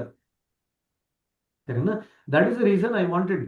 ಇಲ್ಲಿ ಕೃಷ್ಣ ಬೆಳಕನ್ನು ಪಡ್ಕೊಂಡವ್ರು ಯಾರು ಬರಲ್ಲ ಅಂತಂದ್ರೆ, one who has develop that awareness, sensitivity and qualified with the necessary criteria to go in to the mind region, they will get liberation, they will not come back. ಯಾರು ಅರಿವನ್ನು ಬೆಳೆಸ್ಕೊಂಡಿರ್ತಾರೆ, ಯಾರು ಸೂಕ್ಷ್ಮತೆ ಬೆಳೆಸ್ಕೊಂಡಿರ್ತಾರೆ, ಯಾರು ಮನೋಮಂಡಲಕ್ಕೆ ಹೋಗ್ಬೇಕಾದಂತ ಅರ್ಹತೆ ಗಳಿಸ್ಕೊಂಡಿರ್ತಾರೆ, ಅವರು ಮತ್ತೆ ವಾಪಸ್ ಬರಲ್ಲ. ಅವ್ರನ್ನ ಕೃಷ್ಣ ಬೆಳಕಿನಲ್ಲಿರೋರು ಅಂತ ಹೇಳ್ತಾ ಇದ್ದಾನೆ. ಯಾರು ಕತ್ತಲಲ್ಲಿದ್ದಾರೆ ಅಂತಂದ್ರೆ ಅರಿವಿರಲ್ಲ, ಸೂಕ್ಷ್ಮತೆ ಇರಲ್ಲ, ಮನೋಮಂಡಲಕ್ಕೆ ಹೋದಂತ ಅರ್ಹತೆ ಬೆಳೆಸ್ಕೊಂಡಿಲ್ಲ. ಇದೇ ರೀತಿ ಇದ್ದಾಗ ಅವ್ರು ಇನ್ನೂ ಕತ್ತಲಲ್ಲಿರೋದ್ರಿಂದ ಮತ್ತು ವಾಪಸ್ ಬರ್ತಾರೆ. ಸರಿನಾ? ದಾಜಿಯವರು ಇಷ್ಟೆಲ್ಲ ಪುಸ್ತಕಗಳು ಯಾಕೆ ಬರೀತಾ ಇದ್ದಾರೆ, ಇಷ್ಟೆಲ್ಲ ಬೆಳಕನ್ನು ಯಾಕೆ ಚೆಲ್ತಾ ಇದ್ದಾರೆ ಅಂತಂದ್ರೆ, ಎಲ್ಲ ಅಭ್ಯಾಸಗಳಲ್ಲೂ ಕೂಡ ಒಂದಿಷ್ಟು ಅರಿವು, ಒಂದಿಷ್ಟು ಸೂಕ್ಷ್ಮತೆ 2 ಬೆಳೀಲಿ. ಅನ್ನೋ ಕಾರಣಕ್ಕೋಸ್ಕರ ದಾರ್ಜಿಯವರು ಇಷ್ಟೆಲ್ಲ ಪುಸ್ತಕಗಳು ಇಷ್ಟೆಲ್ಲ ವಿವರಣೆಗಳನ್ನು ಕೊಡ್ತಾ ಇದ್ದಾರೆ. ಅರ್ಥ ಆಯ್ತಾ? ಸೊ ಎಲ್ರಿಗೂ ಕೂಡ ಅರ್ಥ ಆಗುವಂತ ರೀತಿಯಲ್ಲಿ ಗೊತ್ತಾಗ್ಲಿ ಅಂತ ಹೇಳಿ ಅವ್ರು ಏನ್ ಮಾಡ್ತಾ ಇದ್ದಾರೆ, ಸಿನಿಮಾದ ಎಕ್ಸಾಂಪಲ್ಸು ಕೊಡ್ತಾ ಇದ್ದಾರೆ. ಸಿನಿಮಾದಿಂದಾನೇ ಕಲ್ತ್ಕೊಳ್ರಪ್ಪ, ಪರವಾಗಿಲ್ಲ. ನೀವು ಬೇರೆದ್ರಿಂದ ಕಲಿಯೋಕೆ ನಂಗೆ ಕಷ್ಟ ಆಗುತ್ತೆ, ನನಗೆ ಸಿನಿಮಾ ಹೇಳಿದ್ರೆ ನಾನು ಸಿನಿಮಾ ನೋಡ್ಕೊಂಡ್ ಬರ್ತೀನಿ ಅಂದ್ರೆ ಸಿನಿಮಾನೇ ನೋಡ್ಕೊಂಡ್ ಬನ್ನಿ ಅಂತ ಹೇಳ್ತಾ ಇದ್ದಾರೆ. ಸರಿ, ಇವಾಗ ಕಬಿ ಖುಷಿ ಗಬಿ ಗಮ್ ನೋಡೋದ್ರಲ್ಲ, ಓದೋಣ ಇವಾಗ next part. So I give you 3 things: awareness, sensitivity and meeting the criteria necessary for liberation. ಮುಕ್ತಿಗೆ ಬೇಕಾದಂತ ಅರ್ಹತೆ, ಅರಿವು ಮತ್ತೆ ಸೂಕ್ಷ್ಮತೆ ಅಥವಾ ಸಂವೇದನಾಶೀಲತೆ, ಈ ಮೂರನ್ನು ಬೆಳೆಸ್ಕೊಂಡ್ರೆ ನೀವು ಬೆಳಕಿನಲ್ಲಿ ಇದ್ದೀರಾ, ನೀವು ವಾಪಸ್ ಬರಲ್ಲ. You are in the state of light, you are not going to come back. If you are in darkness ಅಂತಂದ್ರೆ, ಕತ್ತಲೆಯಲ್ಲಿ ಇದ್ದೀರಾ ಅಂತಂದ್ರೆ, ಅರಿವಿರಲ್ಲ, ಸೂಕ್ಷ್ಮತೆ ಇರಲ್ಲ, ಮತ್ತೆ ಮನೋಮಂಡಲಕ್ಕೆ ಹೋಗ್ಬೇಕು ಆದಂತ ಒಂದು ಅರ್ಹತೆ ಏನಿದೆ ಅದನ್ನ ಗಳಿಸ್ಕೊಂಡಿರಲ್ಲ. ಇಲ್ಲಿ ಅರ್ಹತೆ ಅಂತಂದ್ರೆ ದ್ವಂದ್ವಗಳನ್ನ ದಾಟಿ ಜೀವನ ನಡೆಸ್ತಕ್ಕಂಥ ರೀತಿ. An ability to lead the life going beyond the ದ್ವಂದ್ವಾಸ್, ಅದು ಕ್ರೈಟೀರಿಯಾ. ಅರ್ಹತೆ ಅಂತಂದ್ರೆ ಕ್ವಾಲಿಫಿಕೇಶನ್ ಅಂದ್ರೆ ಅದು. ನಾನು ನೀನು ಅರ್ಹತೆ ಅಲ್ಲ, ನಾನು ನೀನು ದ್ವಂದ್ವ ಇದೆಯಲ್ಲ, ಡ್ಯುಯಾಲಿಟಿ, ಅದಲ್ಲ. ಅದಿನ್ನೂ ಸಾಕಷ್ಟು ಕ್ರಮಿಸೋದಿದೆ. ಈ ಹೃದಯ ಮಂಡಲದಲ್ಲಿ ಬರ್ತಕ್ಕಂಥ ಏನು ಡ್ಯುಯಾಲಿಟಿ ಇದೆ ಅಥವಾ ದ್ವಂದ್ವ ಇದೆ, ಅದನ್ನಷ್ಟೇ ದಾಟಿದ್ರೆ ಸಾಕು, ನಿಮಗೆ ಮುಕ್ತಿ ಬರುತ್ತೆ ಅಂತ ಹೇಳ್ತಾರೆ. ಮತ್ತೆ ನೀವು ವಾಪಸ್ ಬರಲ್ಲ ಅಂತ. ಸರಿನಾ? ಸರಿ, ಈಗ 22ನೇ ಪೇಜಲ್ಲಿ ಇದ್ವಲ್ಲ, ಯಶ್ ವೈಫ್ ನಂದಿನಿ ನೋಸ್. ಅಂದ್ರೆ ಯಶ್ ಅಂತಂದ್ರೆ ಇಲ್ಲಿ ಅಮಿತಾಬ್ ಬಚ್ಚನ್. ಅಮಿತಾಬ್ ಬಚ್ಚನ್ ಹೆಂಡತಿ ಗೊತ್ತಿರುತ್ತೆ, ಅವನ ಹೃದಯದಲ್ಲಿ ಏನ್ ನಡೀತಾ ಇದೆ ಅಂತ ಗೊತ್ತಿರುತ್ತೆ. She sees things that the rest of the world does not. ಬೇರೆ ಇಡೀ ಜಗತ್ತು ನೋಡದೇ ಇರತಕ್ಕಂಥ ಸಂಗತಿನೆಲ್ಲ ಅವಳು ಗಮನಿಸಲಿಕ್ಕೆ ಸಾಧ್ಯ ಆಗುತ್ತೆ. How Har husbands hand passes near the old family photos. So ತನ್ನ ಯಜಮಾನನ ಕೈ ಹಳೆ ಛಾಯಾಗ್ರಹಣ ಇರ್ತಲ್ವ ಅಥವಾ ಹಳೆ ಫೋಟೋಸ್ ಇರ್ತಲ್ವ, ಅದ್ರ ಹತ್ರ ಹೋಯ್ತು ಅಂತಂದ್ರೆ ಅವನ ಕೈ ಸರಾಗವಾಗಿ ಹರಿದಾಡಲ್ಲ, ನಿಂತು ಹೋಗುತ್ತೆ. ಎಲ್ಲಿಗೆ ನಿಂತು ಹೋಗುತ್ತೆ? ತನ್ನ ಮಗ ಇದ್ನಲ್ಲ, ಆ ಮಗನ ಬಗ್ಗೆ ನೆನಪು ಬಂದಾಗ ಅಲ್ಲಿ ನಿಂತು ಹೋಗುತ್ತೆ. It does not move. ಅರ್ಥ ಆಯ್ತು? ನೋಡ್ರಿ, ಅಲ್ಲಿ ನಮ್ಗೆ ಇದನ್ನ ನಾವು ಮಾಡ್ತೀವಿ, ಇದನ್ನ many of us do sometimes. ಯಾರ ಬಗ್ಗೆ ನಮಗೆ ಎಮೋಷನಲಿ ಏನೋ ಇನ್ನೂ ಕ್ಲೋಸರ್ ಇರಲ್ವಲ್ಲ, ಅವ್ರ ಬಗ್ಗೆ ಯೋಚನೆ ಮಾಡಿದಾಗ ನಮ್ಮ ಯೋಚನೆ ನಿಂತೋಗುತ್ತೆ, ನಮ್ಮ ದೇಹದ ಚಲನೆ ನಿಂತೋಗುತ್ತೆ. ಬೇಕಾದ್ರೆ ನೀವು ಅಬ್ಸರ್ವ್ ಮಾಡಿ ನೋಡ್ರಿ. ಅರ್ಥ ಆಯ್ತಾ? ಯಾರ ಬಗ್ಗೆ ನಮ್ಗೆ ಎಮೋಷನಲಿ ಇನ್ನೂ ಏನೋ ಆಗೋದಿದೆ, ಭಾವನಾತ್ಮಕವಾಗಿ ಅವ್ರ ಜೊತೆ ಏನೋ ಇನ್ನೂ ವ್ಯವಹಾರ ಆಗೋದಿದೆ, ಅವ್ರ ಬಗ್ಗೆ ಆಲೋಚನೆ ಮಾಡಿದಾಗ ನಮ್ಮ ಮನಸ್ಸಿನ ಆಲೋಚನಾ ಲಹರಿ ನಿಂತು ಹೋಗುತ್ತೆ, ನಮ್ಮ ಚಲನೆ ನಿಂತು ಹೋಗುತ್ತೆ, ಸ್ತಬ್ಧ ಆಗ್ಬಿಡ್ತೀವಿ. ಗೊತ್ತಿಲ್ದಿರ ಕಣ್ಣು ಮಿಟೋಕ್ಸೋದು ನಿಂತು ಹೋಗುತ್ತೆ. ಎಷ್ಟೋ ಸತಿ ಮಾತಾಡೋದು ನಿಂತು ಹೋಗುತ್ತೆ. ಅಲ್ಲಿ ಹೋಗಿ ಮಾತಾಡ್ತಿರ್ತೀರ, ಯಾವುದೋ ಭಾವೋದ್ರೇಕದ ಸನ್ನಿವೇಶ ಬಂದಿದ ತಕ್ಷಣ ಏನ್ ಮಾತಾಡ್ಬೇಕು ಅಂತ ಗೊತ್ತಾಗ ಸುಮ್ಮನೆ. So these are all very very important things that we can actually observe in all of us. ಈಗ ಪ್ರತಿಯೊಬ್ಬರಿಗೂ ಕೂಡ ಬೇರೆ ಬೇರೆ ಹಂತದಲ್ಲಿ ಬೇರೆ ಬೇರೆ ಎಮೋಷನಲ್ ಇಶ್ಯೂಸ್ ಉಂಟಾಗಿರ್ತೇವೆ ಬೆಳಿಬೇಕಾದ್ರೆ. ಇನ್ಫ್ಯಾಕ್ಟ್ ಜಗತ್ತಿನಲ್ಲಿ ನನಗೆ ಅನ್ಯಾಯ ಆಗಿದೆ ಅಂತ ಹೇಳ್ತಕ್ಕಂಥ ಎಲ್ಲ ವ್ಯಕ್ತಿಗೂ ಒಂದೇ ಕಾರಣ ಇರುತ್ತೆ. ಏನಂತಂದ್ರೆ ನನ್ನ ಭಾವನೆಗಳಿಗೆ ಸಿಗ್ಬೇಕಾದಂತ ಮನ್ನಣೆ ಸಿಕ್ಲಿಲ್ಲ, ಹಾಗಾಗಿ ನನಗೆ ಅನ್ಯಾಯ ಆಗಿದೆ. I feel that the whole world has actually conspired against me. ನನ್ನ ವಿರುದ್ಧ ಪಿತೂರಿ ಮಾಡಿದೆ ಇಡೀ ಜಗತ್ತು. ನನಗೆ ಜಗತ್ತಿನಲ್ಲಿ ಸಿಗ್ಬೇಕಾದಂತ ಮನ್ನಣೆ ಸಿಗಲಿಲ್ಲ. Whatever importance I should have been given by the world, I have not got that recognition. ಇದೆಲ್ಲ ಯಾರು ಹೇಳ್ತಾರೆ ಗೊತ್ತಾ? ಒಂದೇ ಅವ್ರಿಗೆ ಇರ್ತಕ್ಕಂಥ ಕಾರಣ. The reason is their emotional needs would not have been met. That is all it is. ಅರ್ಥ ಆಯ್ತಾ? ಅನ್ಫಾರ್ಚುನೇಟ್ಲಿ ಎಮೋಷನಲ್ ನೀಡ್ಸ್ ಯಾವಾಗ ಮೀಟ್ ಆಗುತ್ತೆ ಅಂತಂದ್ರೆ, ಎಮೋಷನಲ್ ನೀಡ್ಸ್ನ ನಾವು ಹ್ಯಾಂಡಲ್ ಮಾಡೋದನ್ನ ಸರಿಪಡಿಸ್ಕೊಂಡಾಗ ಅಷ್ಟೇ ಅದನ್ನ ನೀಡ್ಸ್ ಮೀಟ್ ಆಗುತ್ತೆ. Only when we learn to handle our emotional needs it will be all right. ನಮ್ಮ ಭಾವನೆಗಳೇನಿದೆ ಅದನ್ನ ಸರಿಯಾದಂತ ರೀತಿಯಲ್ಲಿ ನಿಭಾಯಿಸೋದನ್ನು ಕಲ್ತ್ಕೊಂಡ್ರೆ ನಮಗೆ ನಮ್ಮ ಭಾವನೆಗಳಿಗೆ ತಕ್ಕ ಮಟ್ಟಿಗೆ ಮನ್ನಣೆ ಸಿಕ್ಕಿದೆ ಅಂತ ಅನ್ನೋ ಭಾವನೆ ಬರುತ್ತೆ. ಇಲ್ಲದೆ ಆ ಭಾವನೆ ಬರದೇ ಇಲ್ಲ. 90% of the patients in psychiatry who are not recovering, 90%ಗಿಂತ ಹೆಚ್ಚು ಪ್ರತಿಶತ ಯಾರು ಗುಣಮುಖರಾಗ್ತಾ ಇಲ್ವೋ ಅವರೆಲ್ಲರಲ್ಲೂ ಒಂದೇ ತೊಂದರೆ ಇರುತ್ತೆ. ಭಾವನೆಗಳನ್ನ ಸರಿಯಾಗಿ ನಿಭಾಯಿಸುವಂತ ರೀತಿಯಲ್ಲಿ ಅವರು ಯಾವುದೇ ಪಾಠ ಕಲಿತ್ಕೊಂಡಿಲ್ಲ. They have not learn any lesson to handle their emotions properly. That is all it is. In fact ಕೃಷ್ಣನೇ ಹೇಳ್ಬಿಡ್ತಾನೆ ಭಗವದ್ಗೀತೆಯಲ್ಲಿ, ಯಾರು ದುಃಖಿಗಳೋ ಅವರು ನನ್ನ ಹುಡ್ಕೊಂಡ್ ಬರ್ತಾರೆ ಅಂತ, ಆಧ್ಯಾತ್ಮಕ್ಕೆ ಬರ್ತಾರೆ ಅಂತ. People who are depressed, they will come in search of ಆಧ್ಯಾತ್ಮ or spirituality. That's the first thing he says. ಇನ್ಯಾರು ಸತ್ಯನ ಹುಡುಕೋರು, ಹಣಕ್ಕೆ ಆಸೆ ಪಡೋರು, ಇದೆಲ್ಲ ಹೇಳ್ತಾನೆ. ಅದೆಲ್ಲ ಆಮೇಲೆ. ಯಾರು ದುಃಖಿಗಳೋ ಅವರೇ ಫಸ್ಟ್ ಬರೋದು ಅಂತ. ಅರ್ಥ ಆಯ್ತು? ಅಲ್ಲಿಗೆ ಯಾರು ಖುಷಿಲಿ ಇರ್ತಾರೋ ಅವ್ರು ಯಾರು ಬರಲ್ಲ ಅಂತ.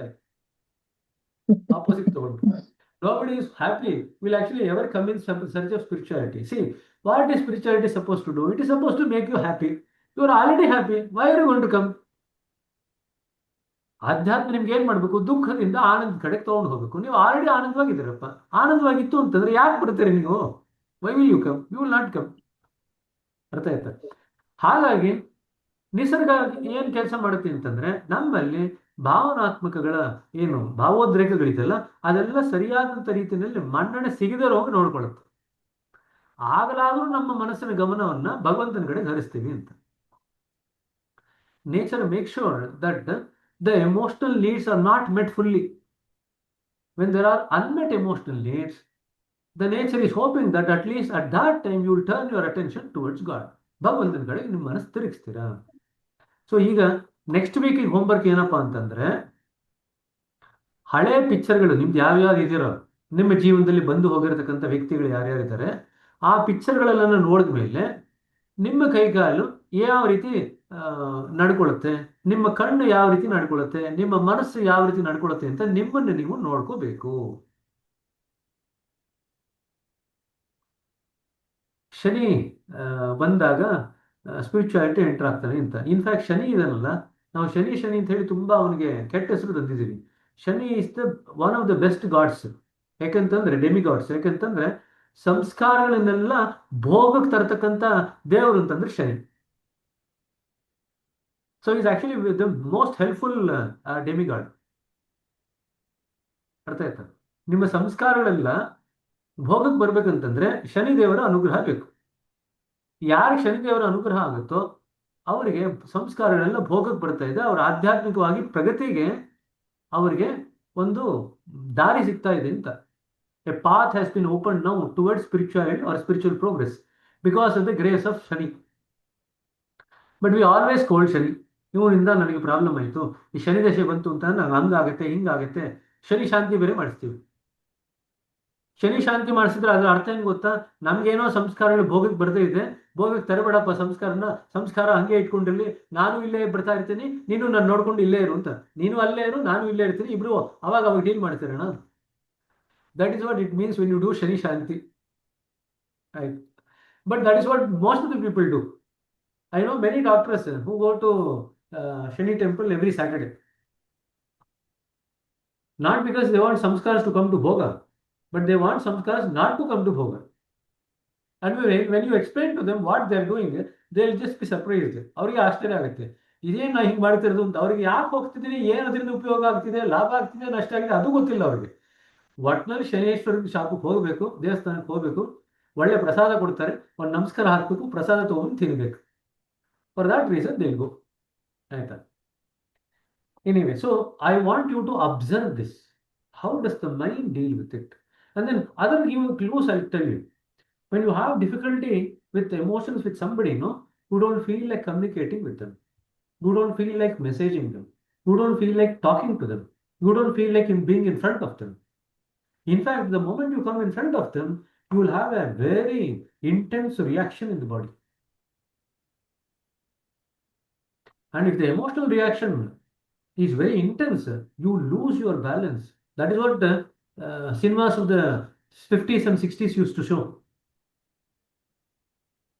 That is writing about these cinemas. I am talking about 60s cinemas. When the emotional shock comes, the hero suddenly loses consciousness and falls down. Have you seen that? ನೋಡಿದಿರಾ? ಚಲನಚಿತ್ರದ ನಾಯಕಿ ಎದುರುಗಡೆ ಏನೋ ಒಂದು ಯಾರೋ ಒಂದು ಹೇಳಿದ ತಕ್ಷಣನೇ ಹಂಗೆ ಜ್ಞಾನ ತಪ್ಪಿ ಬಿದ್ದೋಗ್ತಾರೆ. There are many cinemas like that.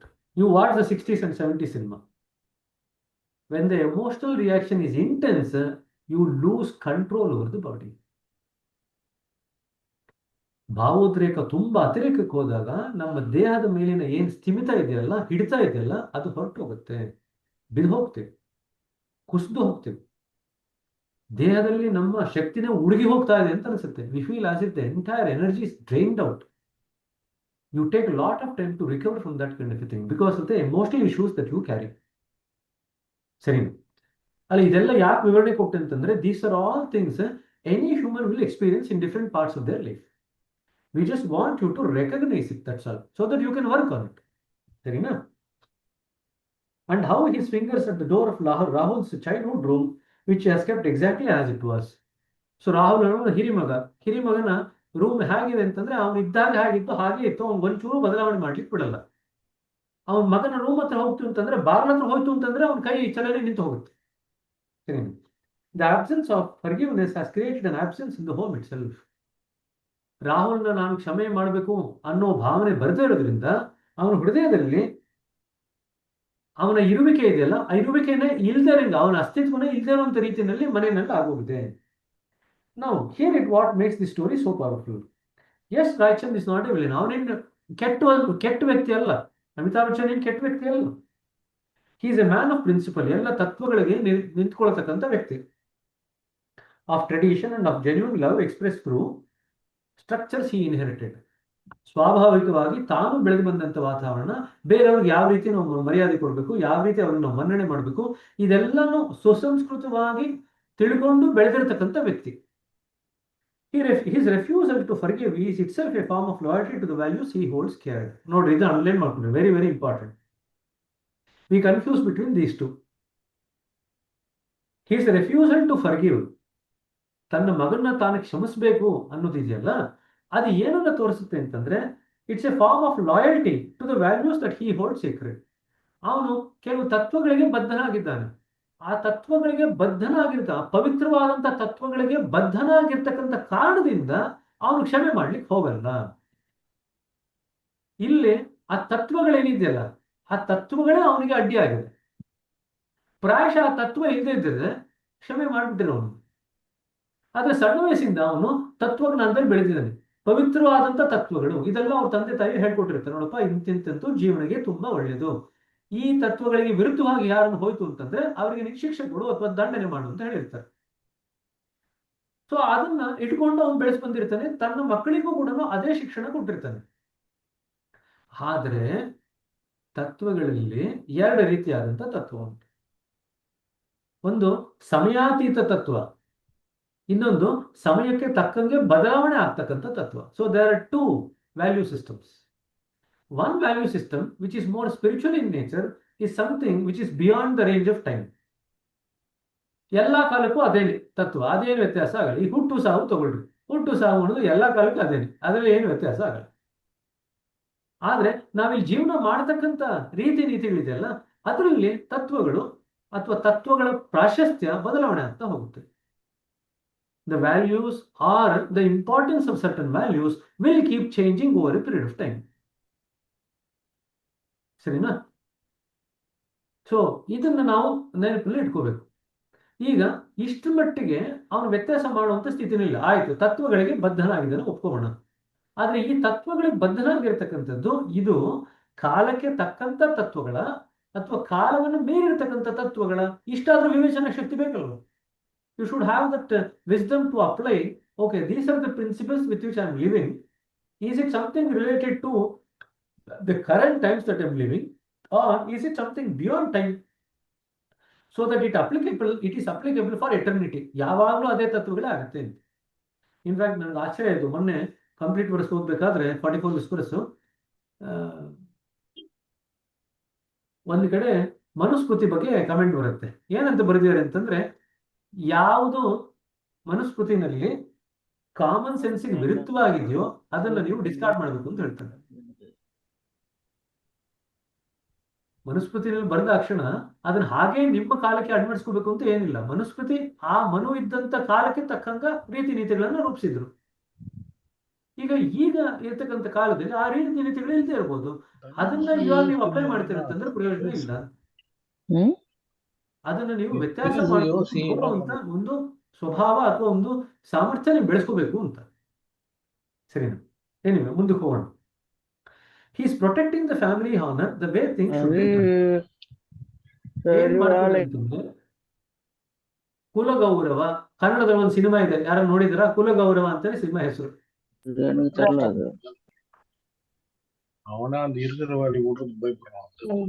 ನೋಡಿದೀವಿ. ನೋಡಿದಿರಲ್ವಾ? ಕುಲಗೌರವ ನೋಡಿದ್ರೆ ನಿಮಗೆ ಇವಾಗ ನಾ ಏನ್ ಮಾತಾಡ್ತಿದ್ದೀನಿ ಅದ್ರ ಬಗ್ಗೆ ಬರುತ್ತೆ. ಅದರಲ್ಲೂ ಇದೇ ಸನ್ನಿವೇಶನ ಬರುತ್ತೆ. ಇಡೀ ಸಿನಿಮಾ ಇದ್ರ ಬಗ್ಗೆ ತೆಗೆದಿರೋದು.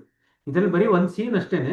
ಆ ಕುಲಗೌರವದಲ್ಲಿ ನಾವ್ ಇಟ್ಕೊಂಡಿರ್ತಕ್ಕಂಥ ತತ್ವಗಳೇನಿದೆ, ಜೀವನಕ್ಕೆ ಆಧಾರವಾಗಿರ್ತಕ್ಕಂಥ ತತ್ವಗಳು, ಅದು ಕುಲದಕ್ಕೆ ಗೌರವಕ್ಕೆ ಏನಾದ್ರು ಚ್ಯುತಿ ಮಾಡೋದಾಯ್ತು ಅಂತಂದ್ರೆ ನಾವು ಆ ತತ್ವನ ಬಿಟ್ಬಿಡ್ತೀವಿ. ಕುಲಗೌರವವನ್ನು ಕಾಪಾಡ್ಕೊಳ್ಲಿಕ್ಕೋಸ್ಕರ ಅವನೇನ್ ಮಾಡ್ತಿದ್ರೆ ತನ್ನ ಮಗನ ತಾನು ಕ್ಷಮಿಸ್ತಾ ಇಲ್ಲ. ಈಗ ಮುಂದಕ್ಕೆ ಏನಾಗುತ್ತೆ ನೋಡೋಣ. And yet the cost mounts. ಆಯ್ತು, ಈಗ ಕ್ಷಮೆ ಮಾಡಲಿಲ್ಲ ಅಂತ ಇಟ್ಕೊಳ್ಳೋಣ. ಹಾಗಾದ್ರೆ ಇದಕ್ಕೆ ಕ್ಷಮೆ ಮಾಡದೇ ಇರತಕ್ಕಂಥ ಸ್ಥಿತಿಗೆ ನೀವು ಸಮಯವನ್ನು ಸೇರಿಸ್ತಾ ಹೋಯ್ತು ಅಂತ ಇಟ್ಕೊಳ್ರಿ. ಸಮಯ ಸೇರಿಸ್ತಾ ಹೋಯ್ತು ಅಂತಂದ್ರೆ ಅದು ಅವನಿಗೆ ಅದರಿಂದ ನಷ್ಟ ಜಾಸ್ತಿ ಆಗ್ತಾ ಹೋಗುತ್ತೆ. When you add time to an emotional problem, it continues to drain you, to make you loss. ನಿಮ್ಮ ನಷ್ಟ ಏನಿದೆಯಲ್ಲ ಅದು ಜಾಸ್ತಿ ಆಗ್ತಾ ಹೋಗುತ್ತೆ. ಸೊ ಎಮೋಷನಲ್ ಪ್ರಾಬ್ಲಮ್ ಯಾವತ್ತಿದ್ರೂ ಕೂಡ ಬೇಗ ಸಾಲ್ವ್ ಮಾಡ್ಕೊಂಡ್ರೆ ನಿಮ್ಗೆ ಒಳ್ಳೇದು. ವರ್ಷಾನುಗಟ್ಲೆ ಅದು ಬೆಳಿಲಿಕ್ಕೆ ಬಿಡ್ತು ಅಂತಂದ್ರೆ ನಿಮ್ಮಲ್ಲಿ ಇರ್ತಕ್ಕಂಥ ಶಕ್ತಿನ ಅದು ಹೀರಿ ಬಿಡುತ್ತೆ. It will just drag your energy, make you a very weak person. ಸರಿನಾ? ಸೊ ಯಾವುದೇ ಎಮೋಷನಲ್ ಇಶ್ಯೂಸ್ ಇತ್ತು ಅಂತಂದ್ರೆ ಬೇಗ ಅದನ್ನ ಸಾಲ್ವ್ ಮಾಡ್ಕೊಳ್ಳಿಕ್ಕೆ ಪ್ರಯತ್ನ ಪಡಬೇಕು. ಸರಿನಾ? ಇದು ಸೀನ್ ಬೈ ಸೀನ್ ಅಂತ ಹೇಳಿದ್ರೆ ಸಿನಿಮಾದ ಬಗ್ಗೆ ಹೇಳ್ತಿದ್ದಾರೆ. His younger son Rohan grows up in the home haunted by an unspoken name. So ಎರಡನೇ ಮಗ ಇದ್ದಾನೆ, ಅವನು ಆ ಮನೆಯ ವಾತಾವರಣದಲ್ಲೇ ಬೆಳಿತಾನೆ. ಆದ್ರೆ ದೊಡ್ಡ ಮಗನ ಹೆಸರನ್ನ ಯಾರು ಹೇಳ್ತಾ ಇಲ್ಲ. Nandini ages with grief she cannot release. Nandini ಅಂತಂದ್ರೆ ಅಮಿತಾಬ್ ಬಚ್ಚನ್ ವೈಫ್. ಅವ್ರು ಏನ್ ಮಾಡ್ತಾರೆ, ಹೃದಯದಲ್ಲಿ ಏನೋ ಒಂದು ವೇದನೆ ಎತ್ಕೊಂಡು ಬೆಳಿತಾರೆ. ಯಾವುದೇ ರೀತಿ ಹೊರಗೆ ಹಾಕಲಿಕ್ಕೆ ಆಗಲ್ಲ. ಆ ವೇದನೆ ಹಾಗೆ ಇಟ್ಕೊಂಡಿರ್ತಾರೆ ಹೃದಯದಲ್ಲಿ. Every celebration feels incomplete. ಪ್ರತಿಯೊಂದು ಮನೆಯಲ್ಲಿ ಏನೇ ಹಬ್ಬ ಹರಿದಿನ ಆದ್ರೂ ಕೂಡ ವಿಜೃಂಭಣೆ ಇರುತ್ತೆ, ಆದ್ರೆ ಎಲ್ಲೋ ಒಂದ್ ಕಡೆ ಪರಿಪೂರ್ಣ ಆಗಿಲ್ಲ ಅಂತ ಅನಿಸುತ್ತೆ, ಆ ಭಾವನೆ ಬರುತ್ತೆ. ಅಂಡ್ ಎವ್ರಿ ಸಕ್ಸೆಸರಿ ಸಾಲೋ. ಯಶಸ್ಸು ಸಿಗುತ್ತೆ, ಆದ್ರೆ ಯಶಸ್ಸಿನಲ್ಲಿ ಏನೋ ಟೊಳ್ಳಿದೆ ಅಂತ ಅನಿಸುತ್ತೆ. ಟೊಳ್ಳಾದಂತ ಯಶಸ್ಸು, ಪೂರ್ಣವಾದಂತ ಯಶಸ್ಸು ಸಿಗ್ತಾ ಇಲ್ಲ. The family fortune means nothing. ಕುಟುಂಬಕ್ಕೆ ಇರತಕ್ಕಂಥ ದುಡ್ಡಾಗ್ಲಿ ಐಶ್ವರ್ಯ ಆಗ್ಲಿ ಅದು ಯಾವುದು ಕೂಡ ಇದು ಲೆಕ್ಕಕ್ಕೆ ಬರಲ್ಲ. Against the poverty of connection. ಇದನ್ನು ಅಂಡರ್ಲೈನ್ ಮಾಡ್ಕೊಳ್ರಿ. The family fortune means nothing against the dash poverty of connection.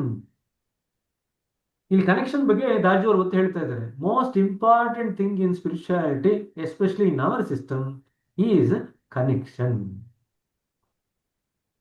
Can you establish connection in the right way with the right people is what is going to give you progress in spirituality. ಆಧ್ಯಾತ್ಮದಲ್ಲಿ ನೀವು ಬೆಳಿಬೇಕಂತಂದ್ರೆ ಸರಿಯಾದಂಥ ವ್ಯಕ್ತಿಯ ಜೊತೆಗೆ ಸರಿಯಾದಂಥ ಹಂತದಲ್ಲಿ ಸರಿಯಾದಂಥ ರೀತಿಯಲ್ಲಿ ನೀವು connection ಬೆಳೆಸ್ಕೊಳ್ತು ಅಂತಂದ್ರೆ ನೀವು ಆಧ್ಯಾತ್ಮಿಕವಾಗಿ ಬೆಳಿಲಿಕ್ಕೆ ಸಾಧ್ಯ ಆಗುತ್ತೆ. ಕ್ಷಮಾ finally arrives through Rohan's intervention. ಈಗ ಎರಡನೇ ಮಗ ಯಾವುದೋ ಒಂದು ಸನ್ನಿವೇಶ ಸೃಷ್ಟಿ ಮಾಡ್ತಾನೆ. ಆ ಸನ್ನಿವೇಶದಲ್ಲಿ ಈ ಕ್ಷಮೆಯ ಒಂದು ಅವಶ್ಯಕತೆ ಉಂಟಾಗುತ್ತೆ.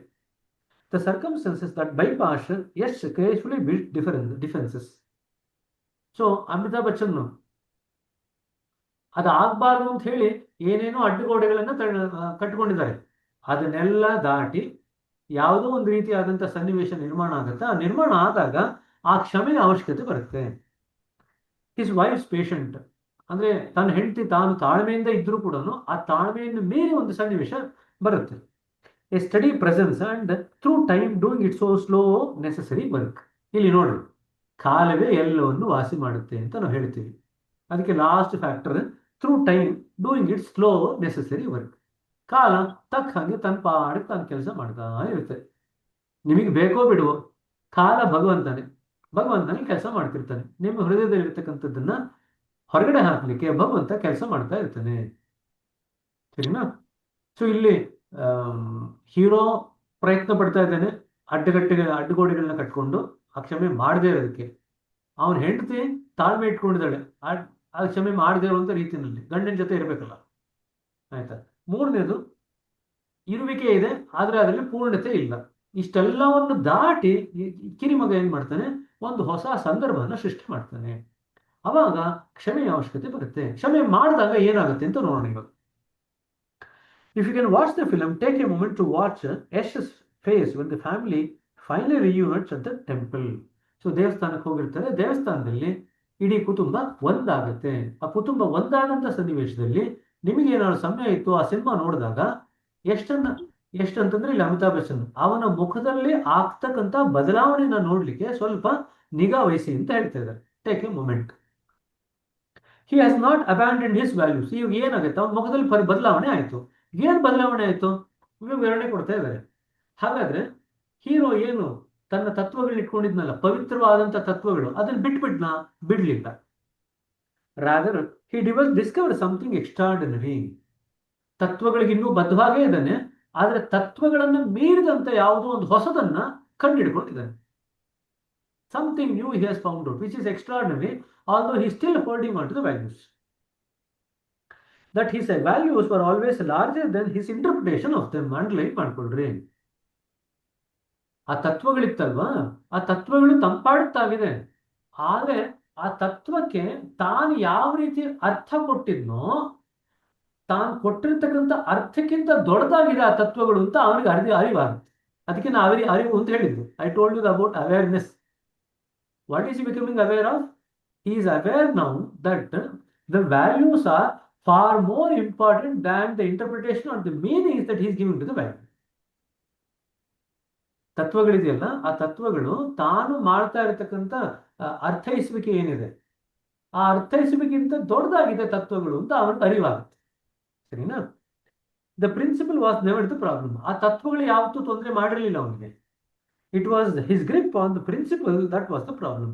ಆ ತತ್ವಗಳನ್ನ ಇವನು ತನ್ನ ರೀತಿ ಅರ್ಥೈಸುವಿಕೆ ಇದೆಯಲ್ಲ, ಅದರಲ್ಲಿ ಮುಖಾಂತರ ಹಿಡ್ಕೊಂಡಿದ್ದಲ್ಲ ಗಟ್ಟಿಯಾಗಿ, ಅದು problem. That was the problem. ತತ್ವಗಳದ್ದು ಪ್ರಾಬ್ಲಮ್ ಯಾವತ್ತೂ ಇರಲಿಲ್ಲ. ಅರ್ಥ ಆಯ್ತಾ? ಆ ತತ್ವನ ಯಾವ ರೀತಿ ಅರ್ಥ ಮಾಡ್ಕೊಳ್ತಿದ್ದ, ಆ ತತ್ವನ ಅರ್ಥ ಮಾಡ್ಕೊಂಡು ಅದನ್ನ ಯಾವ ರೀತಿ ಜೀವನದಲ್ಲಿ ಅಳವಡಿಸ್ಕೊಳ್ತಿದ್ದ, ಅದರದ್ದು ತೊಂದರೆ ಆಗಿತ್ತು. ಇವನು ಯಾವಾಗ ಆ ರೀತಿ ಅರ್ಥ ಮಾಡ್ಕೊಳ್ತಿದ್ನೋ, ಅದನ್ನ ಜೀವನದಲ್ಲಿ ಅಳವಡಿಸ್ಕೊಳ್ತಿದ್ನೋ, ಆ ತತ್ವ ಇವನ ಜೀವನದ ಮೇಲೆ ಹಿಡಿತ ಸಾಧನೆ ಮಾಡಿತ್ತು. So when he was actually giving A limited meaning, and he was applying that limited meaning and applying the principle into his life. Because of that limited meaning, the principle actually held his life in captivity. Because of the limited meaning he attributed, the principle cannot hold his life. It is the meaning that we actually give to the principle that holds our life. ತತ್ವಕ್ಕೆ ನಾವೇನು ಅರ್ಥ ಕೊಡ್ತೀವಲ್ಲ, ಅರ್ಥ ಮುಖಾಂತರ ತತ್ವ ನಮ್ಮನ್ನು ಹಿಡ್ಕೊಂಡ್ಬಿಡುತ್ತೆ. ತತ್ವಕ್ಕೆ ತಾನಾಗೆ ತಾನು ಹಿಡ್ಕೊಳ್ಳಿಕ್ಕೆ ಅವಕಾಶ ಇಲ್ಲ. ಹಾಗಾದ್ರೆ ಧ್ಯಾನದಲ್ಲಿ ನಾವೇನ್ ಮಾಡ್ತೀವಿ ಹೇಳ್ರಿ? In order to overcome this, what do we do in meditation? How does the meditation work? ಧ್ಯಾನ ಹೆಂಗ್ ಕೆಲಸ ಮಾಡುತ್ತೆ? ನಮ್ ಥಾಟ್ಸ್ ಗಳನ್ನ ನಾವ್ ಹಿಡಿದಿಟ್ಕೊಳ್ಳಲ್ಲ ಬ್ರದರ್. ಅಲ್ಲಿ ನಾನು ಇಲ್ಲಿ ಹೇಳಿದ್ದೇನು? ತತ್ವಗಳಿಗೆ ಅರ್ಥೈಸುವಿಕೆ. That is what I'm talking about. So don't go about just thoughts. Something else. AEIOU. ಸರಿ, AEIOU, expansion of consciousness, constant remembrance, ಮೂರನ್ನು ಉತ್ತರದಿಂದ ತೆಗೆದುಬಿಡೋಣ. ಯಾಕೆಂದ್ರೆ ಇದು ರಾಮಬಾಣ ತರ ಎಲ್ಲದಕ್ಕೂ ಹೊಡಿತಾರೆ. None of these three. Anything else? ನಮ್ಮ ತಿಳುವಳಿಕೆ ತುಂಬಾ ಸೀಮಿತವಾಗಿದೆ ಅಂತ ಅನ್ಸುತ್ತೆ ಬ್ರದರ್. ಅವಾಗ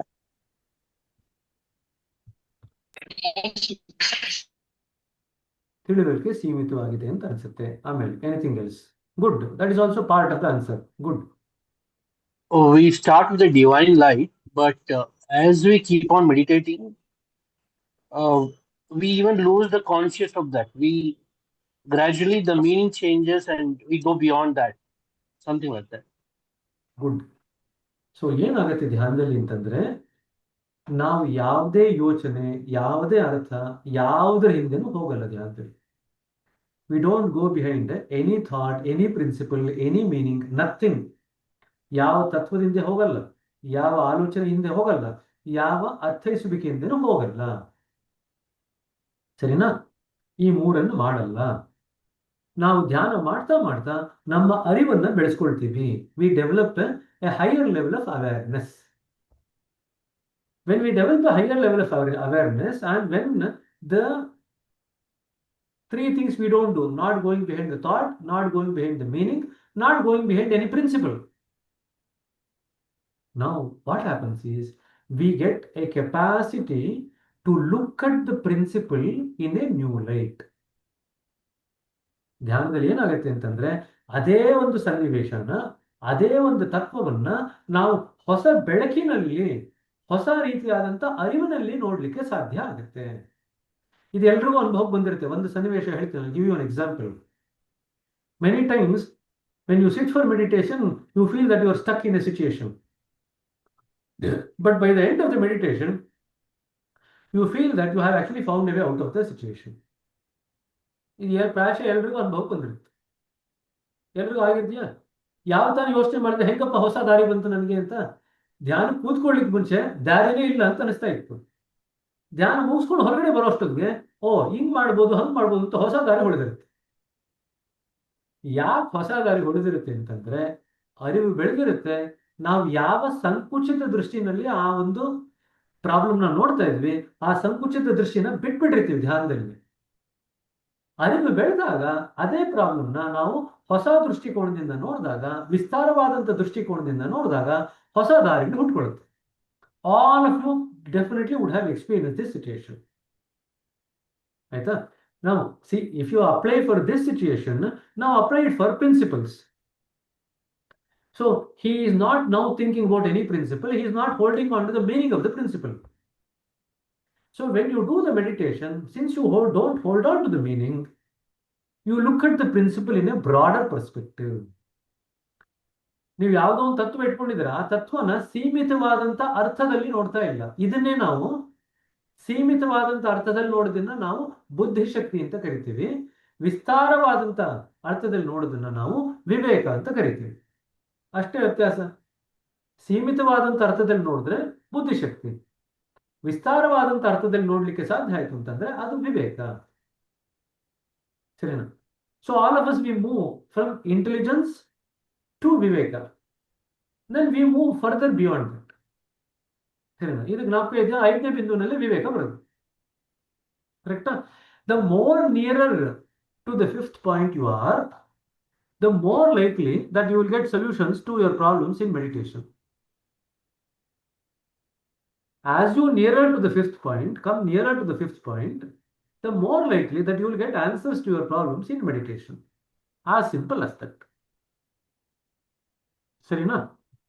ಹಾಗಾದ್ರೆ ಇನ್ನೊಂದು ತತ್ವ ತಿಳ್ಕೊಳ್ರಿ. ಈಗ 5ನೇ ಬಿಂದು ದಾಟಿ 6ನೇ ಬಿಂದುಗೆ ಹೋಗ್ತಾರೆ ಅಂತ ತಿಳ್ಕೊಳ್ಬೇಕು. 6ನೇ ಬಿಂದುವಿನಲ್ಲಿ ಇರತಕ್ಕಂಥ ವ್ಯಕ್ತಿ ಜಗತ್ನಲ್ಲಿ ಬರ್ತಕ್ಕಂಥ ಸಮಸ್ಯೆಗಳನ್ನ ನೋಡ್ತಕ್ಕಂಥ ದೃಷ್ಟಿನೇ ಬೇರೆ.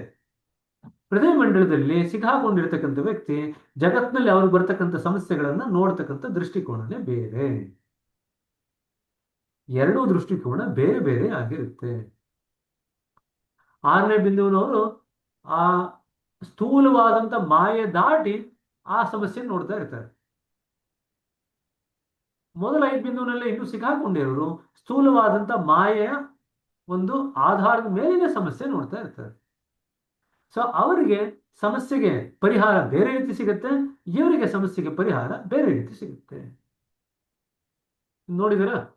ಇದು ಪ್ರಾಯಶಃ ಎಷ್ಟೋ ಸತಿ ನಮ್ಮ ಅನುಭವಕ್ಕೆ ಬರುತ್ತೆ. ಎಷ್ಟೋ ಸತಿ ನೀವು ಧ್ಯಾನ ಮಾಡ್ಕೊಂಡು ಹೋಗಿರ್ತೀರ, ಧ್ಯಾನಕ್ಕೆ ಅಂತ ಪ್ರಶಿಕ್ಷಕರ ಹತ್ರ ಹೋಗ್ತೀರಾ. ಅಲ್ಲಿ ಹೋದಾಗ ನಿಮ್ಮ ಮನಸ್ಸಿಗೆ ಏನೂ ತೋಚಲ್ಲ ಅಂತ ಅನಿಸುತ್ತೆ. ಯಾವುದೋ ಸಮಸ್ಯೆಗೆ ಸಿಕ್ಕಾಕೊಂಡು ಒದ್ದಾಡ್ತಾ ಇದ್ದೀನಿ ಅಂತ ಅನಿಸುತ್ತೆ.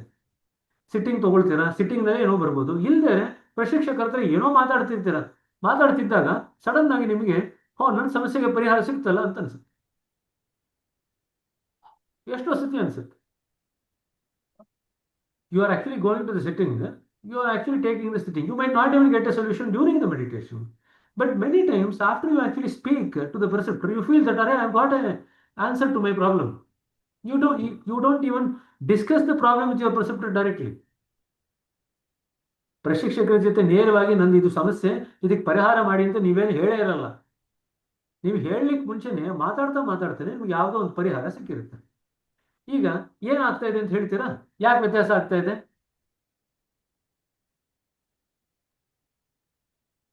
ಅವರು 6ನೇ ಬಿಂದುವಿನ ಮೇಲಿರ್ತಾರೆ, ಅವ್ರು ನೋಡೋಂಥ ದೃಷ್ಟಿಕೋನನೇ ಬೇರೆ, ಅಷ್ಟೇ ನಾವುಗಳು ನೋಡೋ ದೃಷ್ಟಿಕೋನ ಬೇರೆ ಇರುತ್ತೆ. ಅಷ್ಟೇ ಆಗ್ತಾರೆ. ನಮ್ಗೆ ಅದು ಆಶ್ಚರ್ಯ ಅಂತ ಅನ್ಸುತ್ತೆ. ಆಶ್ಚರ್ಯ ಪಡುವಂಥದ್ದು ಏನಿಲ್ಲ, ಅದು ಸಹಜವಾಗೇ ಇದೆ. ಆಶ್ಚರ್ಯ ಪಡುವಂಥದ್ದು what is there to surprise about it? It is natural ಅಲ್ವಾ? ಒಂದು ಮಗು 6ನೇ ಕ್ಲಾಸ್ 7ನೇ ಕ್ಲಾಸ್ ಮಗು ಲೆಕ್ಕ ಬರ್ತಾ ಇರಲ್ಲಪ್ಪ, ಟೀಚರ್ ಹತ್ರ ತಗೊಂಡು ಕೊಡುತ್ತೆ. ಟೀಚರ್ ತಕ್ಷಣ ಆ ಲೆಕ್ಕನ ಸಾಲ್ವ್ ಮಾಡಿ ಕೊಡ್ತಾರೆ. ಮಗು ಆಶ್ಚರ್ಯ ಪಡುತ್ತೆ? ಇಲ್ಲ. ಟೀಚರ್ ನನಗಿಂತ ಜಾಸ್ತಿ ಗೊತ್ತಿದೆ ಅಂತ ಗೊತ್ತಿರುತ್ತಲ್ವ ಮಗುಗೆ, ಆಶ್ಚರ್ಯ ಪಡಲ್ಲ. ಟೀಚರ್ ಹಿಂಗೆ ಹೇಳ್ಕೊಟ್ಟಿದ್ರೆ ನಾನು ಕಲ್ತ್ಕೊಂಡೆ ಅಂತ ವಾಪಸ್ ಬರುತ್ತೆ. ಅದು ಆಶ್ಚರ್ಯ ಪಟ್ಕೊಂಡು ಮಗು ತನ್ನ ಪೋಷಕರ ಹತ್ರ ಹೋಗಿ ಹೇಳುತ್ತಾ, ನನಗೆ ಈ ಲೆಕ್ಕ ಬರ್ತಾ ಇರಲಿಲ್ಲ, ನಾನು ಟೀಚರ್ ಹತ್ರ ತಗೊಂಡೋಗಿ ಈ ಲೆಕ್ಕ ತೋರಿಸ್ದೆ, ಅವ್ರು ನನಗೆ ಇದನ್ನ ಹೇಳ್ಕೊಟ್ರು.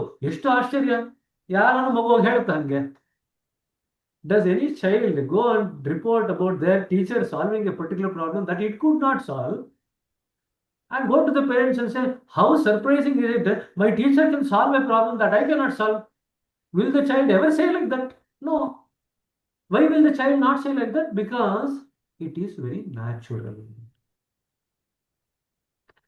Why am I saying is that when you experience these states, I want you to recognize the quality of naturalness that you are experiencing. ನೀವು ಈ ರೀತಿಯಾದಂಥ ಸನ್ನಿವೇಶದಲ್ಲಿ ನೀವೇನು ಅನುಭವಿಸ್ಬೇಕು ಅಂತಂದ್ರೆ, ನಿಮ್ಮ ಜೀವನಕ್ಕೆ ಬರ್ತಾ ಇರತಕ್ಕಂಥ ಸಹಜತೆಯನ್ನು ನೀವು ಅನುಭವಿಸ್ಬೇಕು. See, naturalness is not a quality that we identify. ನಾವು ಅದನ್ನು ಗುರುಸೋಕೆ ಹೋಗಲ್ಲ. ಎಷ್ಟೋ ಸತಿ ಸಹಜವಾಗಿ ನಮ್ಮ ಜೀವನದಲ್ಲಿ ಏನೇನೋ ನಡೀತಾ ಇರುತ್ತೆ, ಸಹಜವಾಗೇ ನಡೀತಿರುತ್ತೆ, but we don't identify it at all. ಅದನ್ನು ಗುರುತಿಸೋದೇ ಇಲ್ಲ ಅದು. And then we ask, Babuji and Daji has written that we become natural in our life. What do you mean by natural? This is what is an example of naturalness. When you meditate, you are more likely to get a solution to your problem because of naturalness, because of increased awareness and not holding on to the meaning that we give for things. It is natural. If you discuss with somebody else who might have a better understanding, who might be in a better state of consciousness, they might be able to just give you a solution even without you asking. That is also because of naturalness. ನೋಡ್ರಿ, ನಾವು ದಿನನಿತ್ಯದ ಲೌಕಿಕ ಸ್ತರದಲ್ಲಿ ಏನಾದ್ರು ಈ ತರ ಆಯಿತು ಅಂತಂದ್ರೆ ಆಶ್ಚರ್ಯ ಪಡಲ್ಲ. ಆದ್ರೆ ಆಧ್ಯಾತ್ಮದಲ್ಲಿ ಆಯಿತು ಅಂತಂದ್ರೆ ಆಶ್ಚರ್ಯ ಪಡ್ತೀವಿ. Something is happening. ಆಯ್ತಾ? And then there are some other preceptor who came and told this week, somehow my willpower has increased. Whatever now I make a sankalpa of, it seems to be kind of fructifying. This was not happening in the past. Now, obviously, if somebody is expressing surprise about it, it just means that they have not actually recognized the naturalness of it. ಅದ್ರ ಬಗ್ಗೆ ಯಾರಾದರೂ ಆಶ್ಚರ್ಯ ವ್ಯಕ್ತಪಡಿಸಿದ್ರೆ ಅದೇ ಆಗ್ಬೇಕಾಗಿರೋದು. ನೀವು ಬೆಳೀತಾ ಪ್ರಶಿಕ್ಷಕರಾಗಲಿ ಅಥವಾ ಅಭ್ಯಾಸಿಗಳು ಬೆಳೆದಾಗ ಏನಾಗಬೇಕು? ನಿಮ್ಮ ಸಂಕಲ್ಪ ಶಕ್ತಿ, ನಿಮ್ಮ ಇಚ್ಛಾಶಕ್ತಿ ಸದೃಢ ಆಗಬೇಕು. It should become more powerful. That is what suppose to happen. Now why should we be surprised when it happens? You should not be surprised. ಆಶ್ಚರ್ಯ ಆಗ್ಬಿಡ್ಬೇಕು ಅದರಲ್ಲಿ, ಅದೇ ಆಗ್ಬೇಕಾಗಿರೋದು. ಅರ್ಥ ಇದೆ? So naturalness, what if you read even heartfulness way, Daji says, if you meditate regularly, you become natural ಅಂತ ಬರೀತಾರೆ. But if I ask somebody, give me some examples of naturalness, they struggle. Correct? That's why I'm giving these examples. ಸಹಜತೆ ತಾನಾಗೆ ಬರುತ್ತೆ. ಸಹಜತೆ ಅಂತಂದ್ರೆ ನಿಸರ್ಗದ ತತ್ವ ಉಂಟು. ಏನ್ ನಿಸರ್ಗದ ತತ್ವ? ಯಾರು ಪ್ರಜ್ಞೆಯ ಸೂಕ್ಷ್ಮ ಮಟ್ಟದಲ್ಲಿ ಇರ್ತಾರೋ ಅವರ ಹೃದಯದಿಂದ, ಮನಸ್ಸಿನಿಂದ ಪ್ರಜ್ಞೆಯ ಗಾಢ ಸ್ತರದಲ್ಲಿ ಇರತಕ್ಕಂಥವ್ರಿಗೆ ಸಮಸ್ಯೆಗೆ ಪರಿಹಾರ ತಾನಾಗೆ ಹರಿದು ಹೋಗುತ್ತೆ. That is natural. One who is established in a finer state of consciousness, from that person, the answers or the solutions to the problem of a person who is in the grosser state of consciousness naturally flows. ಸ್ವಾಭಾವಿಕವಾಗಿ ಹರಿದು ಹೋಗುತ್ತೆ. ಅರ್ಥ ಆಯ್ತಾ? So I want you to keep in mind. ಇದು ಮುಗಿಸೋಣ ಆಗ್ಯಾರ. So ಅಲ್ಲಿಗೆ ತತ್ವ ಯಾವತ್ತೂ ತೊಂದರೆ ಮಾಡಿರಲಿಲ್ಲ, ಆ ತತ್ವದ ಅರ್ಥೈಸುವಿಕೆ ತೊಂದರೆ ಮಾಡಿತ್ತು. ಈಗ ನಮ್ಮಲ್ಲೂ ಕೂಡ ಆಧ್ಯಾತ್ಮದ ಎಷ್ಟೋ ಗ್ರಂಥಗಳಿದೆ, ಎಲ್ಲ ಧರ್ಮದಲ್ಲೂ ಇದೆ. ಬೇರೆ ಬೇರೆ ಧರ್ಮದವರು ಆಯಾ ಪುಸ್ತಕ ಎಲ್ಲರೂ ಅದೇ ಇಟ್ಕೊಂಡಿರೋದು, ಆದ್ರೆ ಅದಕ್ಕೆ ವಿವರಣೆ ಕೊಡ್ತಕ್ಕಂಥದ್ದು ಇದೆಯಲ್ಲ, ಆ ವಿವರಣೆ ಎಲ್ಲರನ್ನು ಬೇರೆ ಬೇರೆ ಭಾಗಗಳಾಗಿ ಪರಿಣಾಮ ಬೀರ್ತದೆ. It's the same Bhagavad Gita, and 10 people interpret it in 10 different ways. It's the same Quran, 10 people interpret it in 10 different ways. It's the same Bible, 10 people express it in 10 different ways.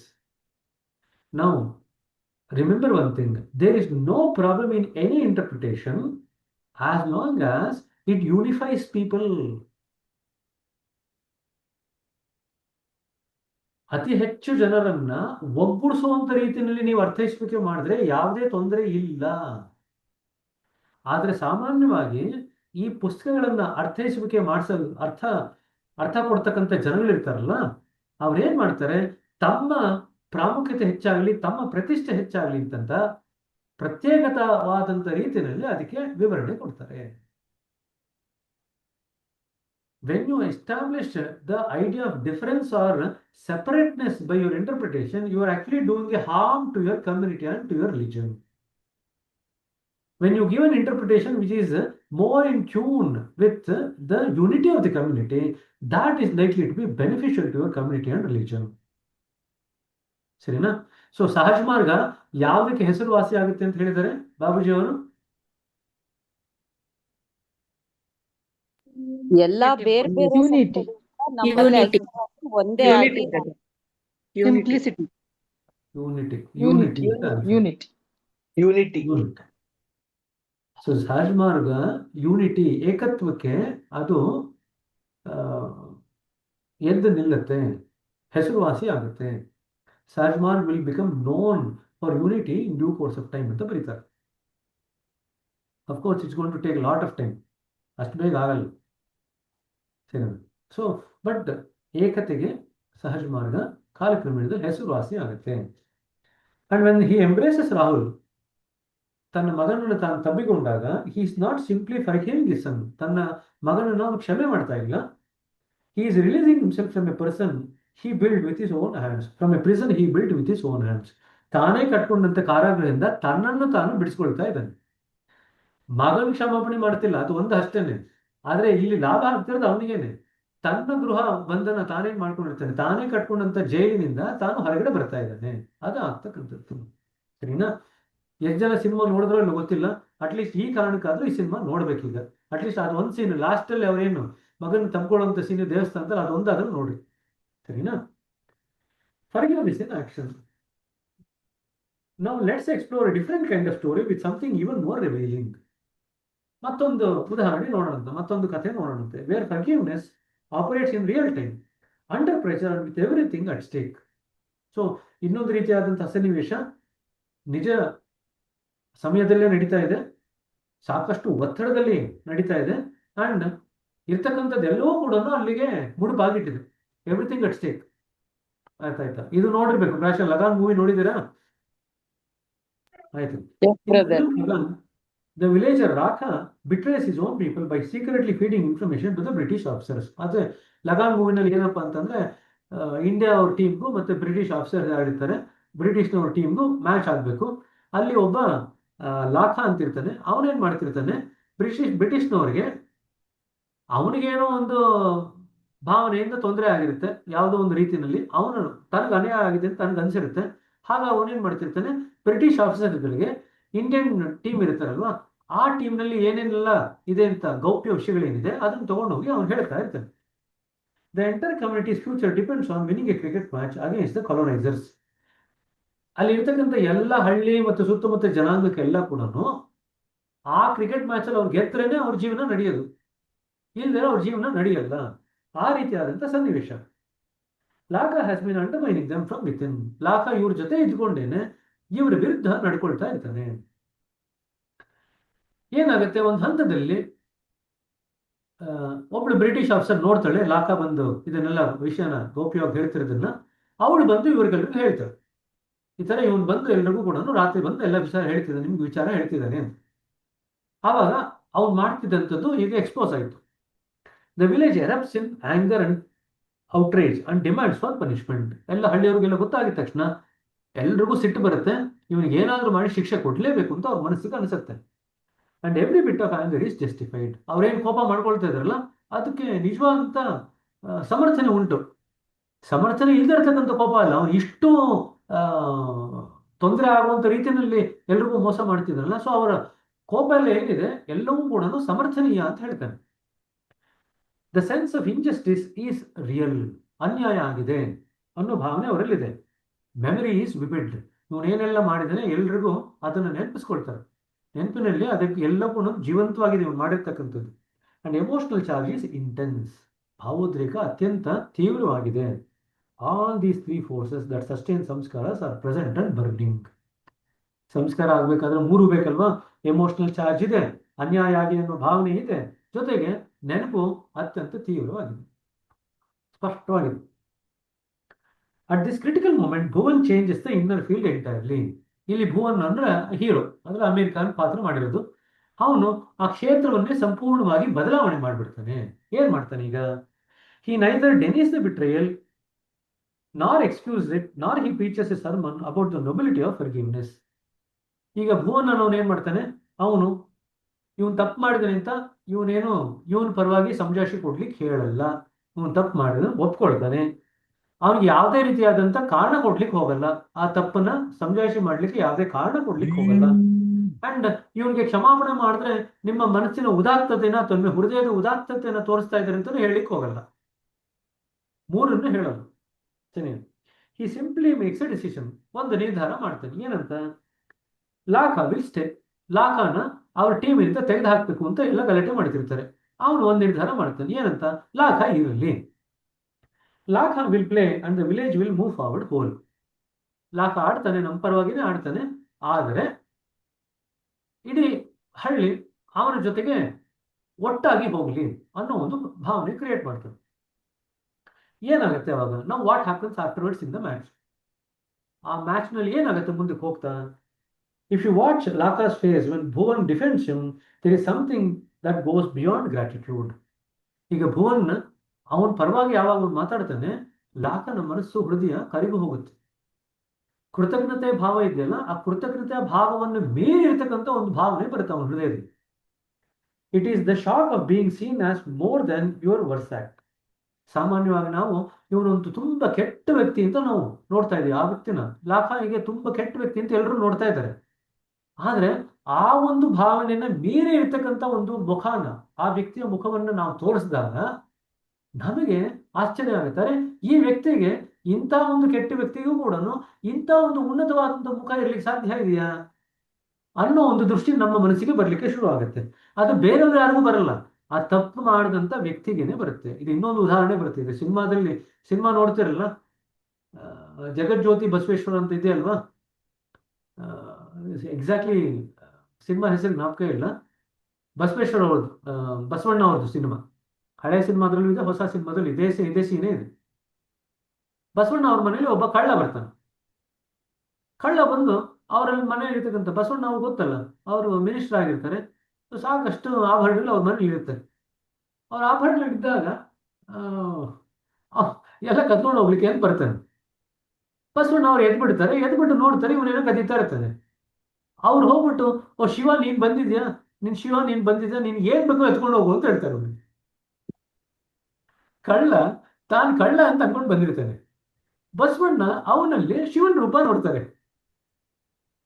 ಅವನು ನಾನು ಕಳ್ತನ ಮಾಡಕ್ ಬಂದಿದ್ದೀನಿ, ನನ್ಗೆ ಶಿವ ಅಂತ ಇವರು ಹೇಳ್ತಾ ಇದಾರಲ್ಲ, ನನ್ನಲ್ಲೂ ಕೂಡ ಇಂತಹ ಒಂದು ರೂಪ ನೋಡ್ಲಿಕ್ಕೆ ಸಾಧ್ಯ ಅಂತ ಹೇಳಿ ಅವನು ತಾನು ಕಳ್ತನ ಮಾಡೋದಕ್ಕೆ ಬಂದು ಪಶ್ಚಾತ್ತಾಪ ಪಟ್ಕೊಂಡು ಬಸವಣ್ಣ ಅವ್ರ ಕಾಲಿಗೆ ಬಿದ್ದು ಅಳ್ಲಿಕ್ಕೆ ಶುರು ಮಾಡ್ತಾನೆ.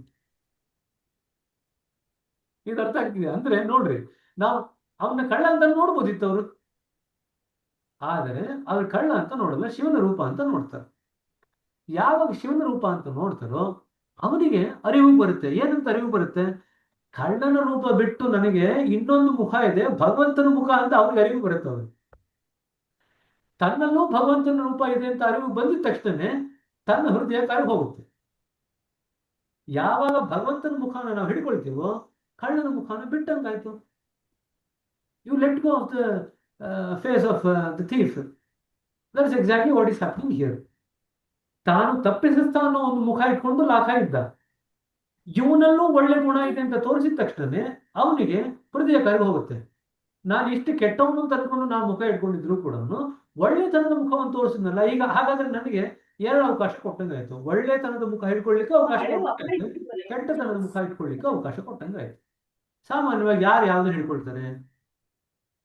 ಎಲ್ಲ ಮನುಷ್ಯರ ಹೃದಯದ ಸ್ವಾಭಾವಿಕ ಕೆಲಸ ಅಂತಂದ್ರೆ ಒಳ್ಳೆತನದ ಮುಖವನ್ನು ಹಿಡ್ಕೊಳ್ಳೋದು. ಎಲ್ಲರೂ ಅಷ್ಟೇ ಮಾಡೋದು, ಅವ್ರು ಎಷ್ಟೇ ಕೆಟ್ಟವರಾಗಲಿ. ಅರ್ಥ ಆಯ್ತಾ? ಇದು ನಿಮಗೆ ಹಿಂದಿನ ಇನ್ನೊಂದು ಸಿನಿಮಾ ಇದೆ, ದೋ ಆಂಖೆ ಬಾರ ಹಾತ್ ಅಂತ, ಶಾಂತಾರಂದು. ಯಾರನ್ನ ನೋಡಿದಿರಾ? ಹಳೇ cinema, award cinema. S brother, ನೋಡಿದ್ದೀನಿ. ನೋಡಿದಿರಲ್ವಾ? ಈಗಲೂ ಇದೆ, ಬ್ಲಾಕ್ ಅಂಡ್ ವೈಟ್ ಕಾಪಿ ಇದೆ. ಅದು ಯಾರು ನೋಡಿದ್ರು ನೋಡಿಲ್ವೋ ಅದನ್ನ ನೋಡ್ರಿ, ದೋ ಆಂಖೆ ಬಾರ ಹಾತ್ ಅಂತ. ಅವನಲ್ಲಿ ಜೈಲರ್. ದೋ ಆಂಖೆ ಅಂತಂದ್ರೆ 2 ಕಣ್ಣುಗಳು, ಬಾರ ಹಾತ್ ಅಂತಂದ್ರೆ 6 ಜನ ಕಳ್ಳರು, ಡಕಾಯಿತು, ಅತ್ಯಂತ ಏನಂತೀರ, ತುಂಬಾ ಶಿಕ್ಷೆಗೆ ಒಳಪಟ್ಟವರು, ಕಳ್ತನ ಮಾಡಿ ಎಲ್ಲಾ ರೀತಿಯಾದಂತ ಕೆಟ್ಟ ಇದಕ್ಕೋಸ್ಕರ, ಕೆಲಸಗಳಿಗೋಸ್ಕರ ತುಂಬಾ ಶಿಕ್ಷೆಗೆ ಒಳಪಟ್ಟವರು. ಅವರನ್ನ ಮಾರ್ಪಾಡು ಮಾಡ್ಲಿಕ್ಕೆ ಇವನು ಜೈಲರ್ ಪ್ರಯತ್ನ ಪಡ್ತಕ್ಕಂಥದ್ದು. ಜೈಲರಲ್ಲಿ ದೋ ಆಂಖೆ, ಇವರೆಲ್ಲ 6 ಜನದ ಕೈ ಸೇರಿ ಬಾರ ಹಾತ್, 12 ಕೈಗಳು. You have to watch the entire cinema, how all these 6 people cry when the jailer is dying. ಕಡೆಗೆ ಜೈಲರ್ಗೆ ಸಾವು ಬರುತ್ತೆ ಆ ಸಿನಿಮಾದಲ್ಲಿ. ಎಲ್ಲ ಕಳ್ಳರು ನಿಂತ್ಕೊಂಡು ಭಗವಂತನ ಬೇಡ್ಕೊಂಡು ಅಳ್ಲಿಕ್ಕೆ ಶುರು ಮಾಡ್ತಾರೆ. ಅದ್ರಲ್ಲಿ ಒಂದು ಫೇಮಸ್ ಹಾಡಿದ್ರು, ಹೇ ಮಾಲಿಕ್ ತೇರೆ ಬಂದೆ ಹಮ್ ಅಂತ. ಅರ್ಥ ಆಯ್ತು? So if you are happy to listen to that song, it's a very nice thing. Only 2-3 minutes song, but you please listen to that song. It will actually melt your heart. ನಿಮ್ಮ ಹೃದಯ ಕರಗಿ ಹೋಗುತ್ತೆ. ಭಗವಂತನಿಗೆ ಮುಂದೆ ನಾವು ಏನು ಅಂತ ಹೇಳಿ, ಅದು ಯಾರು ಹಾಡು ಬರೆದಿದಾರಲ್ವ ಅದು ತುಂಬಾ ಚೆನ್ನಾಗಿ ಬರೆದಿದ್ದಾರೆ. ಸರಿನಾ? ಹೇ ಮಾಲಿಕ್ ತೇರೆ ಬಂದೆ ಹಮ್. ಸರಿನಾ? ಅದು ಇನ್ನೂ ಪೂರ್ತಿ ಬರುತ್ತೆ. ಪ್ರತಿಯೊಂದು ವಾಕ್ಯದಲ್ಲೂ ಕೂಡ ಸಾಕಷ್ಟು ಅರ್ಥ ಉಂಟು. ನಮ್ಮಲ್ಲಿ ಕೆಲವು ಕಡೆ ಮುಂಚೆ ಸತ್ಸಂಗ ಮಾಡಬೇಕಾದ್ರೆ ಕೆಲವು ಭಕ್ತಿ ಪ್ರಧಾನ ಹಾಡುಗಳನ್ನು ಹಾಡಿಸಿ ಅದರ ನಂತರ ಸತ್ಸಂಗ ಮಾಡೋದು, ನಿಮ್ಮ ಹೃದಯನ ತಯಾರು ಮಾಡಲಿಕ್ಕೆ. So there was a tradition in many of the sub-centers earlier on that they will make you sing some devotional songs, prepare your heart for the meditation, and then make you sit in satsang. ಹೃದಯ ತಯಾರು ಮಾಡಿ. ಈಗ ಅದೆಲ್ಲ ಹೊರಟೋಗಿದೆ. But that was the tradition that people used to make the sit in song, either listening or singing the song, and then the satsang would be conducted. If you go to Vivekananda and Ramakrishna Paramahamsa's time also, that's how Ramakrishna Paramahamsa used to work. He used to make Vivekananda sing devotional songs. And Vivekananda used to sing devotional songs. He used to just forget about himself. ವಿವೇಕಾನಂದರು ಭಕ್ತಿ ಗೀತೆಗಳನ್ನು ಹಾಡಬೇಕಾದ್ರೆ ತಮ್ಮನ್ನು ತಾವು ಮರೆತು ಹೋಗಿ ಹಾಡೋದು. ಆ ಮರವಿನ ಸ್ಥಿತಿಯಲ್ಲಿ ನೀವು ಸಿಟ್ಟಿಂಗ್ ಕೊಟ್ಟಾಗ ನೇರವಾಗಿ ಹೃದಯಕ್ಕೆ ಹೋಗುತ್ತೆ. ಬಾಬೂಜಿನವರು ಅದಕ್ಕೆ ನಿದ್ದೆಯಲ್ಲಿ ನಿಮ್ಗೆ ಸಿಟ್ಟಿಂಗ್ ಕೊಡೋದು. ನಿದ್ದೆಯಲ್ಲಿ ಯಾಕೆ ಸಿಟ್ಟಿಂಗ್ ಕೊಡ್ತು ಅಂತಂದ್ರೆ ನಿಮಗೆ ನೀವು ಮರ್ತಿರ್ತೀರ, ನೇರವಾಗಿ ಕೆಲಸ ಮಾಡೋದು.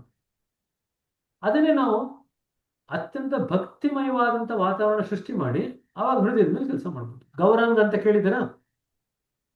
ಚೈತನ್ಯ ಮಹಾಪ್ರಭು ಇದ್ರಲ್ಲ, ಗೌರಾಂಗ ಕೂಡ ಹಂಗೆ ಕೆಲಸ ಮಾಡ್ತಿದ್ರು. ಅವ್ರ ಸಂಕೀರ್ತನೆಯಲ್ಲಿ ಭಗವಂತನ ನಾಮ ಹಾಡಿಸಿ ಹಾಡಿಸಿ ಹಾಡಿಸಿ ಅವ್ರ ಹೃದಯನ ತಯಾರು ಮಾಡಿ ಅವ್ರ ಹೃದಯದ ಮೇಲೆ ಕೆಲಸ ಮಾಡೋದು. ಅರ್ಥ ಆಯ್ತಾ? So there is lot of importance of devotional songs. But unfortunately, we have very few people who can actually sing a devotional song which can touch the heart of the person. ಒಂದು ವ್ಯಕ್ತಿಯ ಹೃದಯವನ್ನು ಮುಟ್ಟುವಂಥ ರೀತಿಯಲ್ಲಿ ಭಕ್ತಿ ಗೀತೆಗಳನ್ನ ಹಾಡ್ತಕ್ಕಂಥವ್ರು ಬಹಳ ಕಡಿಮೆ ಆಗೋದು. ಹಾಗಾಗಿ ಈಗೆಲ್ಲ ರಾತ್ರಿ ಭಜನೆ ಅಂತ ಬರ್ತಾರೆ, ಎಷ್ಟು ಗಲಾಟೆ ಮಾಡ್ತಾರೆ ಅಂತಂದ್ರೆ ಸೌಂಡ್ ಮಾಡ್ಕೊಂಡು ಯಾರಿಗೂ ನಿದ್ದೆನೂ ಮಾಡಕ್ ಬಿಡಲ್ಲ. ತುಂಬಾ ಜನ ಆ ರೀತಿ ಮಾಡೋರು ಇದ್ದಾರೆ, ಜೋರಾಗಿ ಹಾಡ್ಕೊಂಡು. ನಿಮ್ಗೆ ಅಲ್ಲಿ ಜೋರಾಗಿ ಹಾಡ್ತೀರಾ ಮೆತ್ತಿಗೆ ಹಾಡ್ತೀರಾ ಅಲ್ಲ, ಎಷ್ಟು ಭಾವಪೂರ್ಣವಾಗಿ ಹಾಡ್ತೀರಾ ಅದು ಬೇಕಾಗಿರುತ್ತೆ. ಹೃದಯ ಮುಟ್ಟುವಂಥ ರೀತಿಯಲ್ಲಿ ಹಾಡಬೇಕು. You should be able to sing in such a way that you can actually touch the heart of the person. That is what prepares you for the next stage of spiritual journey. But anyway, It is the shock of being seen more than your worst act. Signal. And watch the village elders who must swallow their righteous anger. ಈ ಭುವನ ಬರುವಾಗ ಮಾತಾಡಿದಾಗ ಆ ಹಳ್ಳಿಯ ಹಿರಿಯರೆಲ್ಲ ಇರ್ತಾರಲ್ಲ ಅವರೆಲ್ಲ ತಮ್ಮ ಕೋಪವನ್ನು ತಾವು ನುಂಗ್ಕೋಬೇಕಾಗುತ್ತೆ. ಸರಿನಾ? Watch Bhuvan himself, who gains nothing personally from the decision except the burden of defending an unpopular choice. ಭುವನಿಗೆ ಯಾವುದೇ ರೀತಿಯಾದಂಥ ವೈಯಕ್ತಿಕವಾಗಿ ಏನು ಲಾಭ ಆಗ್ತಾ ಇಲ್ಲ, ಆದರೆ ಆ ಒಂದು ಭಾರನ ತಾನು ತಗೋಬೇಕು. ಯಾವುದು? ಎಲ್ಲರ ಇಚ್ಛೆಗೆ ವಿರುದ್ಧ ಹೋಗುವಂತ ಭಾರ ತಗೋಬೇಕು. ಅವನಿಗೇನು ವೈಯಕ್ತಿಕವಾಗಿ ಏನು ಲಾಭ ಆಗ್ತಾ ಇಲ್ಲ. In that single act, the identity of the traitor is dissolved before it can harden, so that the emotions are collapses. ಇಲ್ಲಿ ಏನಾಗ್ತಾ ಇದೆ ಅಂತ ನೋಡ್ರಿ. ಐಡೆಂಟಿಟಿ ಆಫ್ ದ ಟ್ರೈಟರ್, ಇವನು ನಮಗೆಲ್ಲ ಮೋಸ ಮಾಡ್ದ ಅನ್ನೋ ಒಂದು ಏನು ವ್ಯಕ್ತಿತ್ವ ನಿರ್ಮಾಣ ಆಗ್ತಾ ಇತ್ತು, ಆ ವ್ಯಕ್ತಿತ್ವ ಈಗ ಕರಗಿ ಹೋಯ್ತು, ಗಟ್ಟಿ ಆಗ್ಲಿಕ್ಕೆ ಬಿಡಲಿಲ್ಲ. ಗಟ್ಟಿ ಆಗ್ಲಿಕ್ಕೆ ಬಿಡದೇ ಇದ್ದಾಗ ಏನಾಯ್ತು, ಅದರಲ್ಲಿ ಇರ್ತಕ್ಕಂಥ ಭಾವೋದ್ರೇಕತೆ ಏನಾಯ್ತು, ಕರಗೋಯ್ತು. ಸರಿ, the past is not erased but it no longer governs the present. ಅವ್ನು ಮಾಡಿರೋದನ್ನ ಯಾರು ಅಳಿಸಾಕಿಲ್ಲ, ಅದು ಇರ್ತಿದ್ದೆಲ್ಲ ಹಾಗೇ ಇದೆ, ಆದ್ರೆ ಅದರಲ್ಲಿ ಭಾವೋದ್ರೇಕತೆ ಏನಿತ್ತು ಅದನ್ನ ತೆಗೆದು ಹಾಕಾಯ್ತು. ಎಲ್ರಿಗೂ ಇವನು ಮಾಡ್ದ ಅಂತ ಜ್ಞಾಪಕ ಇದೆ, ಆದ್ರೆ ಈಗ ಯಾರಿಗೂ ಇವನ್ ಮೇಲೆ ಕೋಪ ಇಲ್ಲ. ಕೋಪ ಎಲ್ಲ ಕೂಡ ನುಂಗ್ಲಿಕ್ಕೆ, ಕೋಪ ಪರಿವರ್ತನೆ ಆಗ್ಲಿಕ್ಕೆ ಅವಕಾಶ ಮಾಡಿಕೊಟ್ಟಂಗಾಯ್ತು. The village is free from carrying resentment. So ಹಳ್ಳಿನಲ್ಲಿ ಇವನ ವಿರುದ್ಧ ಬೇಸರ ಏನಿದೆ ಅದನ್ನ ಎತ್ಕೊಂಡು ಓಡಾಡುವಂತ ಅವಶ್ಯಕತೆ ಇಲ್ಲ. Lakha is free permanently defined by his failure. Lakha ತಪ್ಪು ಮಾಡಿದ್ದಾನೆ, ಆದ್ರೆ ಇಡೀ ಜೀವನ ಪೂರ್ತಿ ಆ ತಪ್ಪಿನಿಂದಲೇ ಅವನನ್ನು ಗುರುತಿಸುವಂತ ಅವಶ್ಯಕತೆ ಇಲ್ಲ. ಅವನಿಗೊಂದು ಹೊಸ ದಾರಿ ಸಿಗೋಂಗ್ ಮಾಡಿದ್ದಾನೆ. ಸರಿನಾ? From that moment onwards the village functions as a unified consciousness. ಅದಾದ ಮರುಕ್ಷಣದಿಂದನೇ ಆ ಇಡೀ ಹಳ್ಳಿ ಒಂದು ಸಾರ್ವತ್ರಿಕವಾದಂಥ ಏಕತ್ವ ಹೊಂದಿರತಕ್ಕಂಥ ಪ್ರಜ್ಞೆಯಿಂದ ಕೆಲಸ ಮಾಡ್ಲಿಕ್ಕೆ ಶುರು ಮಾಡುತ್ತೆ. ಎಲ್ರಿಗೂ ಶಕ್ತಿ ವಾಪಸ್ ಬರುತ್ತೆ ಅಂಡ್ ಎಲ್ರಿಗೂ ಸ್ಪಷ್ಟತೆ ಕೂಡ ಆಳಕ್ಕೆ ಹೋಗುತ್ತೆ. The cricket match becomes winnable because the team is no longer fighting with self. ಯಾಕೆ ಕ್ರಿಕೆಟ್ ಮ್ಯಾಚ್ ಗೆಲ್ಲಿಕ್ಕೆ ಸಾಧ್ಯ ಆಗುತ್ತೆ ಹಳ್ಳಿಯವರಿಗೆ ಅಂತಂದ್ರೆ ಅವ್ರ ಒಳಗಡೆ ಕಚ್ಚಾಡ್ತಾ ಇಲ್ಲ, ಸೊ ಗೆಲ್ಲಿಕ್ಕೆ ಸಾಧ್ಯ ಆಗುತ್ತೆ. ಅರ್ಥ ಆಯ್ತಾ? ಬ್ರಿಟಿಷರು ಒಂದು ಡಾಕ್ಯುಮೆಂಟರಿ ಇದೆ ಯೂಟ್ಯೂಬ್ ಅಲ್ಲಿ. ಬ್ರಿಟಿಷರು ಭಾರತವನ್ನ ಆಕ್ರಮಿಸಿ ಅದನ್ನ ರಾಜ್ಯಭಾರ ಮಾಡ್ಲಿಕ್ಕೆ ಹ್ಯಾಕ್ ಸಾಧ್ಯ ಆಯ್ತು ಅಂತ.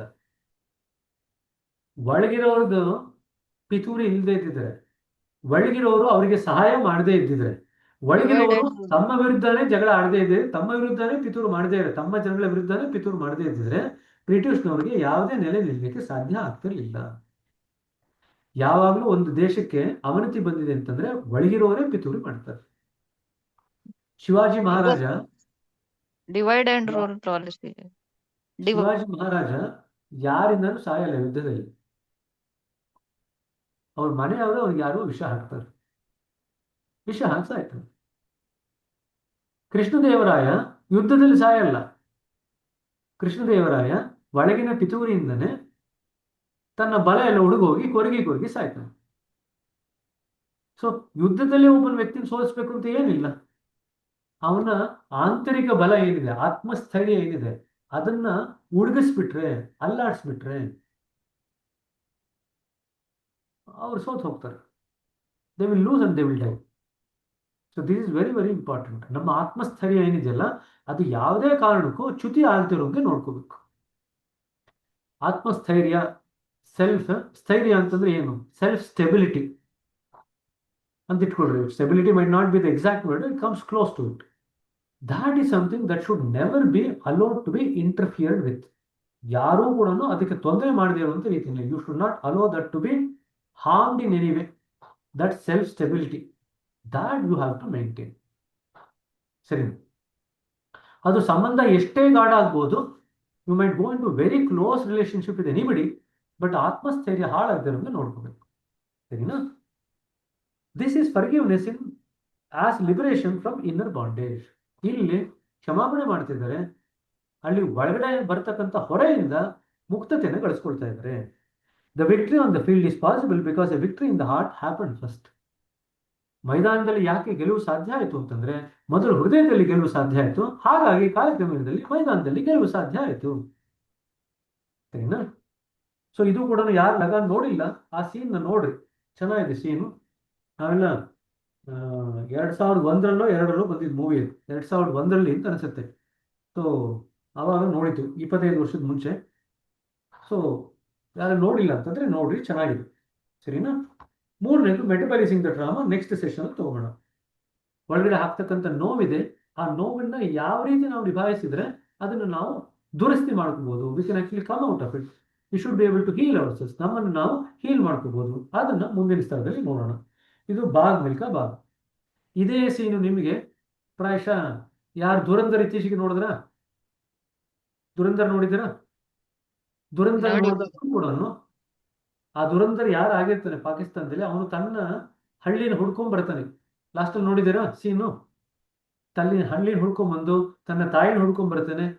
ತಾಯಿನ ಹುಡ್ಕೊಂಡ್ಬಂದು ತಾಯಿ ಹತ್ರ ಮಾತಾಡ್ಲಿಕ್ಕೆ ಹೋಗ್ತಾನೆ. ಇದೆಲ್ಲ ನೋಡಿದಾರಲ್ಲ, ಇದು ಅದೇ ಸೀನ್ ಏನಿದೆಯಲ್ಲ, ಇದು ಅವನಿಗೆ ಆಗಿರ್ತಕ್ಕಂಥ ನೋವನ್ನ ಮೆಟಬಲೈಸ್ ಮಾಡಿ ಅಂತಂದ್ರೆ ಅದನ್ನ ಜೀರ್ಣಿಸ್ಕೊಂಡು ಅದರಿಂದ ಹೊರಗಡೆ ಬರಲಿಕ್ಕೆ ಪ್ರಯತ್ನ ಪಡ್ತಾನೆ. ಅರ್ಥ ಆಯ್ತು? ಮೆಟಬಲೈಸಿಂಗ್ ಟ್ರಾಮಾ, ಇದನ್ನು ಮುಂದಿನ ಸತಿ ನೋಡೋಣ. ಸರಿನಾ? ಸರಿ, ಇವತ್ತವರೆಗೂ ಏನ್ ಚರ್ಚೆ ಮಾಡಿದ್ವಿ? ಏನಾದ್ರು ಪ್ರಶ್ನೆಗಳಿತ್ತು, ಅದ್ರ ಡೌಟ್ಸ್ ಇತ್ತು ಅಂತಂದ್ರೆ ಕೇಳಿ. ಇಷ್ಟೆಲ್ಲ ಮಾಡ್ತಿರೋದು ಯಾಕೆ ಅಂತಂದ್ರೆ ಅರಿವು, ಸೆನ್ಸಿಟಿವಿಟಿ ಅಥವಾ ಸಂವೇದನಾಶೀಲತೆ, ಮೂರನೇದು ಅರ್ಹತೆ. ಈ ಮೂರನ್ನು ಗಳಿಸ್ಕೊಳ್ಳಿಕ್ಕೆ ಬೆಳೆಸ್ಕೊಳ್ಳಿಕ್ಕೋಸ್ಕರ ಇಷ್ಟೆಲ್ಲ ಓದ್ತಾ ಇರೋದು. ಕೆಲವೆಲ್ಲ ನಿಮ್ಮ ಅನುಭವಕ್ಕೆ ನಾನು ಆಲ್ರೆಡಿ ಜೋಡಿಸಿದ್ದೀನಿ. ನಾ ಹೇಳದಂತ ಉದಾಹರಣೆಗಳು ಪ್ರಾಯಶಃ ಎಲ್ರಿಗೂ ಆಗಿರುತ್ತೆ. ಆದ್ರೆ ನೀವು ಅದನ್ನ ಈ ದೃಷ್ಟಿನಲ್ಲಿ ನೋಡಿರಲ್ಲ. ಹಾಗಾಗಿ ಆ ದೃಷ್ಟಿನಲ್ಲಿ ನೋಡ್ಲಿಕ್ಕೆ ನಿಮಗೆ ಅವಕಾಶ ಮಾಡಿಕೊಟ್ಟಿದ್ದಾಯ್ತು ಅಷ್ಟೇ. ಸರಿನಾ? ಎಲ್ರಿಗೂ ಸುಸ್ತಾಗೋಗಿದೆಯಾ? ಮಾತಾಡಿದವ್ರು ನಾನು, ಕೇಳಿದವ್ರು ಸುಸ್ತಾಗಿದೆ ಅಂತ ನಿಮಗೆ?